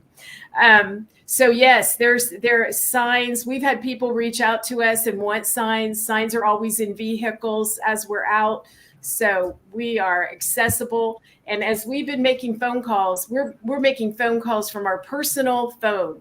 If you need to get in touch with us, you just call that number. And I've told people, this is my first personal cell phone. Call me if you have a question or concern, or you want me to know something. So that's what we're doing in the next 34 days.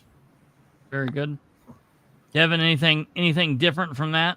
Well, I would just state, we have the town halls. I mean, go to our Facebooks, the town halls, guys. I mean, we want people there. So come out to the town halls, get to know other elected officials or people that are filing to run that are also seeking these offices. I mean, there's so many races. This is one of the biggest ballots I've ever seen. It's multiple pages. So I know it's going to take a few minutes in the ballot box when people are doing that thing.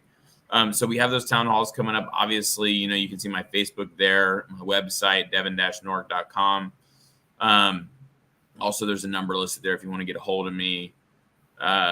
Yeah, I mean, I know Lisa and I need more volunteers, and I'm sure Katherine does too. We need volunteers for the polls to be able to work the polls. We need to, for the percentage of people that go to the polls not knowing who they're going to vote for. It's a small percentage, but whatever that percentage is, this is grassroots. I mean, we need every volunteer that we can get. Lisa and I mean, and I know Katherine and other people that are walking, and we're calling and we're doing mailers and we're doing social media and we're doing the whole shebang, spending a ton of money trying to get to where we want to be, which is elected, and then we'll go from there. But obviously, you know, it's just very appreciative. It seems like there's been a lot of people on here, and, you know, I really appreciate your comments. Absolutely. I've tried to read every single one, and it's just incredible.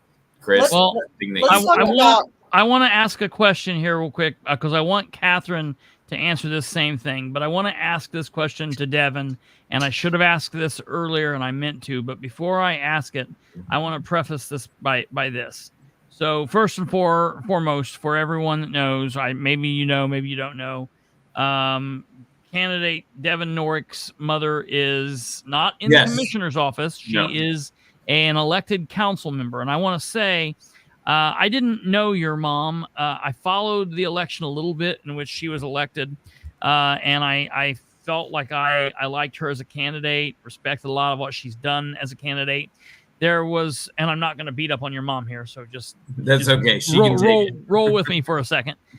There was a meeting that I went to a while back where a vote came up, and she voted real quickly on something that I thought was a little bit of a conflict of interest. And I want to say that after the fact, she admitted that and said, you know, I was just so passionate with what was going on. Now, it wasn't something crazy. It wasn't like she was voting herself to get millions of dollars. And in the grand scheme of things, it wasn't a big deal. But I love and I respect the fact that she made kind of a little oopsie. And then she said, oops, I did screw up, and I will be cognizant of that in the future. We're not perfect. I'm not expecting anyone to be perfect. I'm expecting you guys, specifically as newly elected officials, to screw up and to make accidents.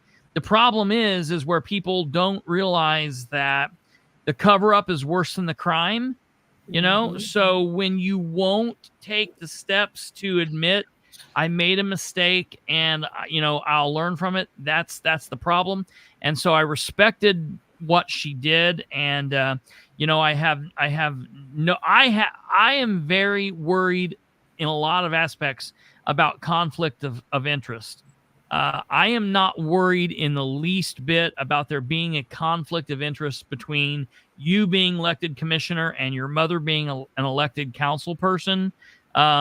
There's a lot of things in life that families tend to go into. Policing, firefighting, lawyers, doctors, and politics. And sometimes it can be bad. And sometimes in politics, and we've seen that specifically in Madison County, where you'll get like political dynasties looking to like take over and become, you know, something that it shouldn't be. I don't foresee that happening between you and your mother here, but there was a comment that someone just asked your opinion on that. Do you want to give a thought on that real quick? Just on that issue? I think the comment said, would there be any voting conflict issue with Devin's mother being on the council? So I just wanted you to have I didn't want them to say like we were hiding you from that. Sure. No, it could definitely come up. I mean, are you talking about that vote where she voted for something regarding the courts? Yeah. Yes. Okay. Yeah. Because Scott, my father's a judge in Madison County, which is, you know, I definitely don't hide anything. Yeah, right. And I'll also, you know, I'll preface that with, I've had conversations with mom about this, and I told her, I said, it's whether it has an actual effect or not. The way we look at it in the law and different things for myself, it's all about appearance. It has nothing to do with whether there is a legitimate issue or not. And I know we could probably go into that for a while on some different topics, but and so I think that she's under the impression regarding any courts or commissioner things that she would not be taking votes on, because that's just where you need to abstain, because it's about appearance. It's not about issues, about what it could actually cause. But I think that speaks volumes to people's integrity when they're willing to do that, and also being willing to admit a mistake, like, hey, I probably shouldn't have voted on that. Yeah. Yeah, and she so handled that appreciate wonderfully. that.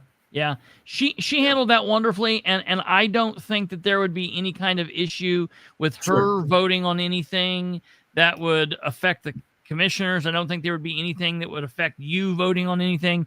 If there is something that would be cross-contaminated there, you know, one or the other of you would just abstain from that vote. Yeah, I like don't think opening they- it up, the dialogue, though. You know Yeah. what I mean? Like opening the dialogue. Like, and Yep. that's why I'll preface, like, Jonathan Culp is my brother-in-law. And so I don't know Right. if people know that. He's married to my sister.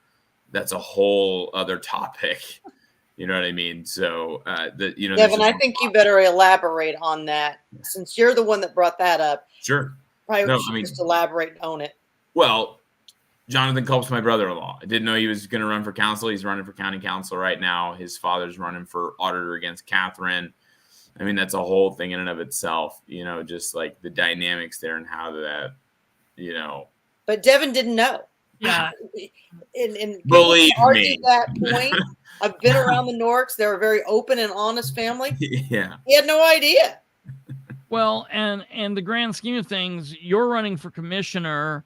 Like, man, maybe I would have a little bit of weirdness if, like, you were running for commissioner and your, a sibling was running also for the position that she's in. If there were brothers that were going to be in the commissioner's office, or if it was something like that, maybe I would be a little funny about that, or family members. That's not what's happening here. Yeah. The council, there are 3 positions, and there's how many people running? 9 people running for 3 positions. So it's going to be a tough and competitive race. So, there's a lot of things that can go on between here and there. But the bottom line is, if you're in a position, just like you said, being able to be upfront and open and honest about it and say, hey, this is what's going on. That's how you make sure there are not issues. So, and I do want don't to address see an issue. the comment from John Reese about the public defender position. Yeah. Right there. Yeah. So I was already selected by Brian Williams for a public defender slot if one ever came open, because they needed a new public defender in circuit court too for the Chin's job. And they have a really hard time finding people to do that job. And I just wanted to be a public defender. I wanted to get into, getting to work. That was in my 2nd year. And so I was placed in that position, but Jody did not know that that's what job was going to go to me. So the council had no decision in who got selected for that job. That they just basically appropriated the money. They appropriated the job. fund for the money, Yes. and then that was decided by Other people. So that was decided by the chief public defender, and there's a public defender board that has multiple people on it that had to vote for me to even get that job. So that has. So I just wanted to address that, but I'm glad that someone brought it up. I'm glad that got brought up. And listen, I'm a stickler for conflicts of interest and watching the whole, like, I don't want to set up a dynasty here. I don't have any issue. Yeah. In dynasty requires time is what I've said. But I also told, my mom after the fact, I said, you probably shouldn't have voted for that because that I'm wanting to get a public defender job. And so it's things that you learn, and that's why I'm not afraid to talk about it. And if I ever do something, Chris, I'd hope that you'd call me and be like, what is this? Because if we don't help hold each other accountable, then what are we doing? If we're building walls and not bridges, then what are we accomplishing? Yeah. And so it's like, we have to open up this dialogue and communication for these issues. And I think that you will find that me and of myself, first of all, Lisa knows this. Everybody, I think, at this point knows this. I will not do this job for more than 2 terms. I do not want to be a politician. Okay, now that's not saying that I would never run for something in the future, like, judge or something, but I do not want to be a politician. This is not where my passion's at. But this is where I feel called to be right now. And so I want to try to accomplish it. I feel very much led by the Lord to take this on. And it's been very blessed, the amount of support that we've received. I think Lisa will attest. It's been crazy, like just how much people have supported this run, and just how like it's crazy. I mean, Chris, it's definitely genuinely crazy.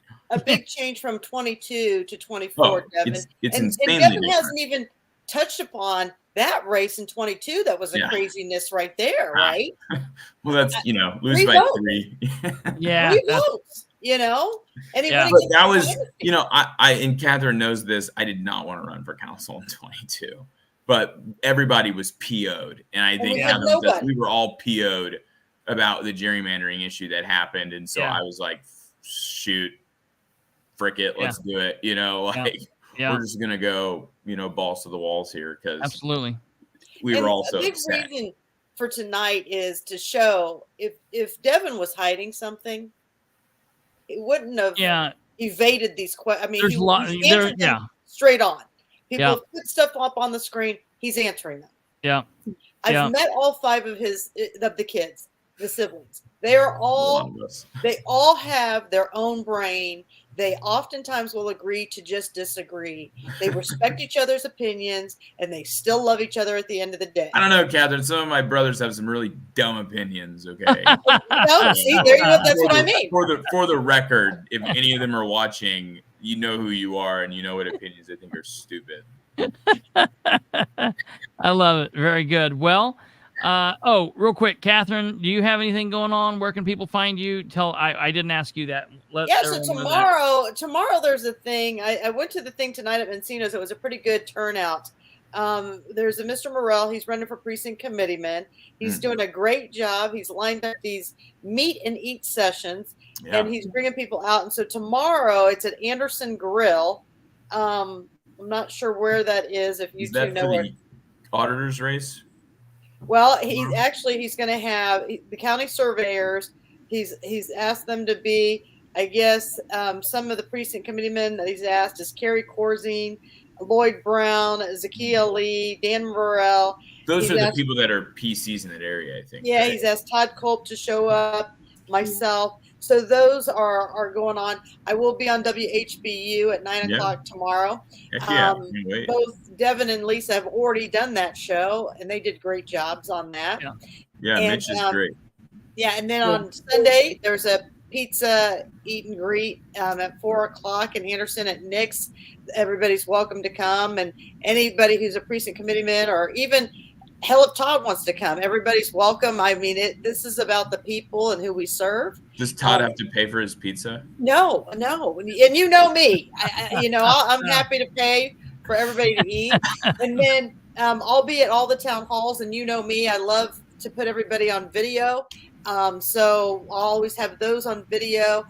We do try to watch it. A lot of times Dave Sargent has to run the camera. And if he does a great job, by the way. He does. Dave does a great job. He's wonderful. He'll read comments off of there if he feels that they need to be asked for the public. And that's what that's all about. And so we'll have those town halls, and you can watch all of our Facebook pages to see as events are coming up. We are 33 days from the big dance. And it will be an interesting race. This is either going to be huge upsets, or we're going to just be really upset. That's good, Chris. I'm gonna remember that for May 7th. Yes, really. Hey, I'm gonna do. At this time, I think after 6 o'clock, I think I'm just gonna go home and go to bed.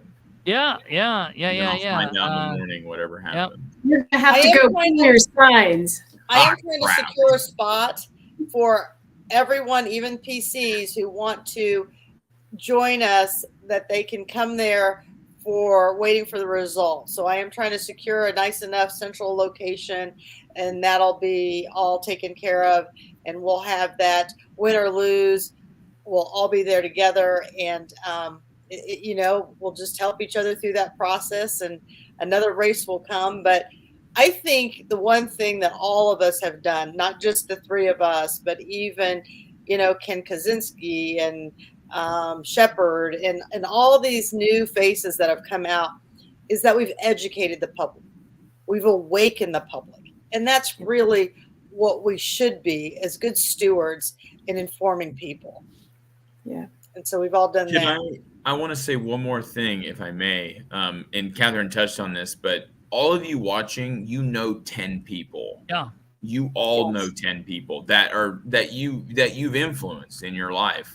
And so I would encourage you, this is the year where use your 10-person, just like, hey, this is who I'm voting for. This is who I think you should vote for, and I'm not even saying that doesn't even mean it has to be for me. If you want Rick to win, then go do 10 for Rick. I mean, right. I'm not afraid to say that, I really believe that voting is a privilege that we have, but it's also kind of a duty that you should vote. Okay. And so I think that, getting that vote out there is important. And so go tell 10 people. Absolutely. Just 10. And in Madison County, Chris, yes, race is over after the primary. Yeah. The primary is going to determine everything. in Madison County. Man, you have no faith in these Democrats that are going to be running countywide, Catherine. Well, I could come back as an independent and run for something. Well, so I just want to say, Catherine's right. I've been pushing that too. I mean, after the primary, we'll start focusing on November, but everywhere the primary is where it's at. That's very, very, very big. But I also want to say to just wrap up on Devin's comment that the 10 person thing. I've seen what a lot of you post on social media, and like daily, you guys are posting like stupid crap. So imagine if just one of those times a week, you know, we're only talking about 1, 2, 3, 4, 5, 6 more weeks. Post once a week. I'm supporting this candidate and this candidate and this candidate. Post it once a day. There are ways. I've seen people who go in their phone and put it as their signature. Remember to vote on Tuesday, May 7th. So I'm supporting such and such. I would appreciate your support for, Devin Norrick and Lisa Rinker and Catherine Callahan for, these offices. There are lots of ways that you can notify people of what you're doing and not be pushy, but just put it out there. Name recognition is important, and if it's important enough that you set through on a Wednesday night for 2 hours and listen to this, it's important enough for you to share this show with folks. It's important enough for you to share the information. This is very serious. Yeah. Well, and Chris, it's important on our Facebook pages. Posts are going up all the time. Please share those. Get those out there. We're running ads. We're doing everything that we can do. But if you just like and share our posts, that will help tremendously, because it's name. So And here's the thing. I'm getting a lot of feedback of what's going on at the polls. If they won't let you pull a Republican ticket and you're a Democrat, you can pull a Republican ticket. Yes. If you can't get assistance at the poll and you need assistance, if you need a ride to the polls and you can't get a ride, yes. if you're having any pushback at all at any of the polls, call Devin Norrick. He's an attorney. Well, I'm going to say, if you have any of that issue at any point, early voting or on Tuesday, I'm going to put this up here. If you have those issues, contact me. I'll contact your clerk's office. We can do it on 3-way. I'll contact the Secretary of State's office. I will fight for that. I've had people call me every election. We have these nonsense things happen all over the place, and sometimes it takes you a minute. Do not give up. If you go and they say, oh, you can't vote, don't just say, okay, well, it's over. Figure out the problem. A worst case scenario, vote a provisional ballot and figure the problem out later. Do not just leave and say, okay, I'm over. Vote provisionally. If there's an issue, call somebody. It's okay to say, I don't know what's going on. I need some help. There's your landline. There's your support. Vote absentee if you're not sure you can make it. Vote absentee. It is so easy. And for pity's sakes, please register to vote now. Because Christopher, I know, just loves getting phone calls on election day. It will saying, happen. I'm trying to vote and they say I'm not registered. Can you help me register? No. It will happen. Yeah, it will happen. Get registered. One of you will call me. It happens every year. And you'll get them registered that day for the next one. Yes. Well, no, I tell those people, call me in a week, because the voters registration is closed until after the primary. But I always tell those people to call me the next week. People are welcome to call me. I'm 317-445-5501. 317-445-5501. And what will happen if you call me is I'm very quick on the trigger.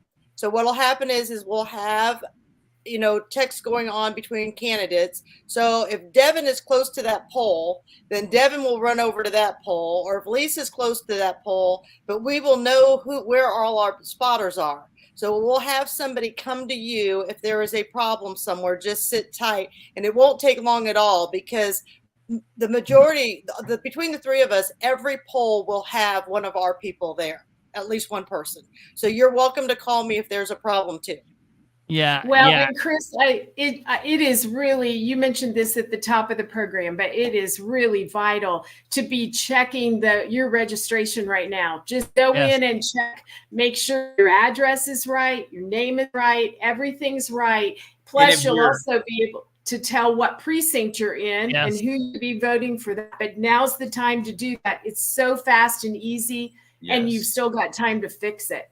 And if your address on your license does not match your voter registration, but you're in Madison County, vote absentee. Yes. Yes. Yes.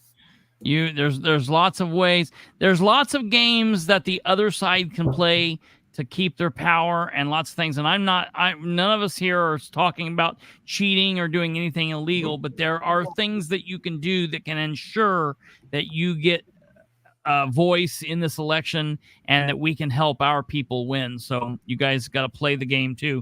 It's part of politics. People are watching. Between the four of us, we can get you an answer. Yeah, somebody will get you an answer. So we didn't say it'd be the right answer, but we'll get you an answer. Yeah, there you go. Very good possibility. Spoken like a true lawyer. Yes, yes. Well, thank you, Lisa, for joining us. Thank you, Devin, for joining us. As always, thank you, Katherine. Thank you very much. You guys don't go anywhere just for 1 second. I'm going to put you down below, and I'll be right back with you. But we'll see you guys. Thank you guys very much, and you're all welcome back anytime. Definitely, win, lose, or draw. We'll see what happens. So. The disclaimer, I love that. Well, I am an attorney. I can't give Indiana legal advice.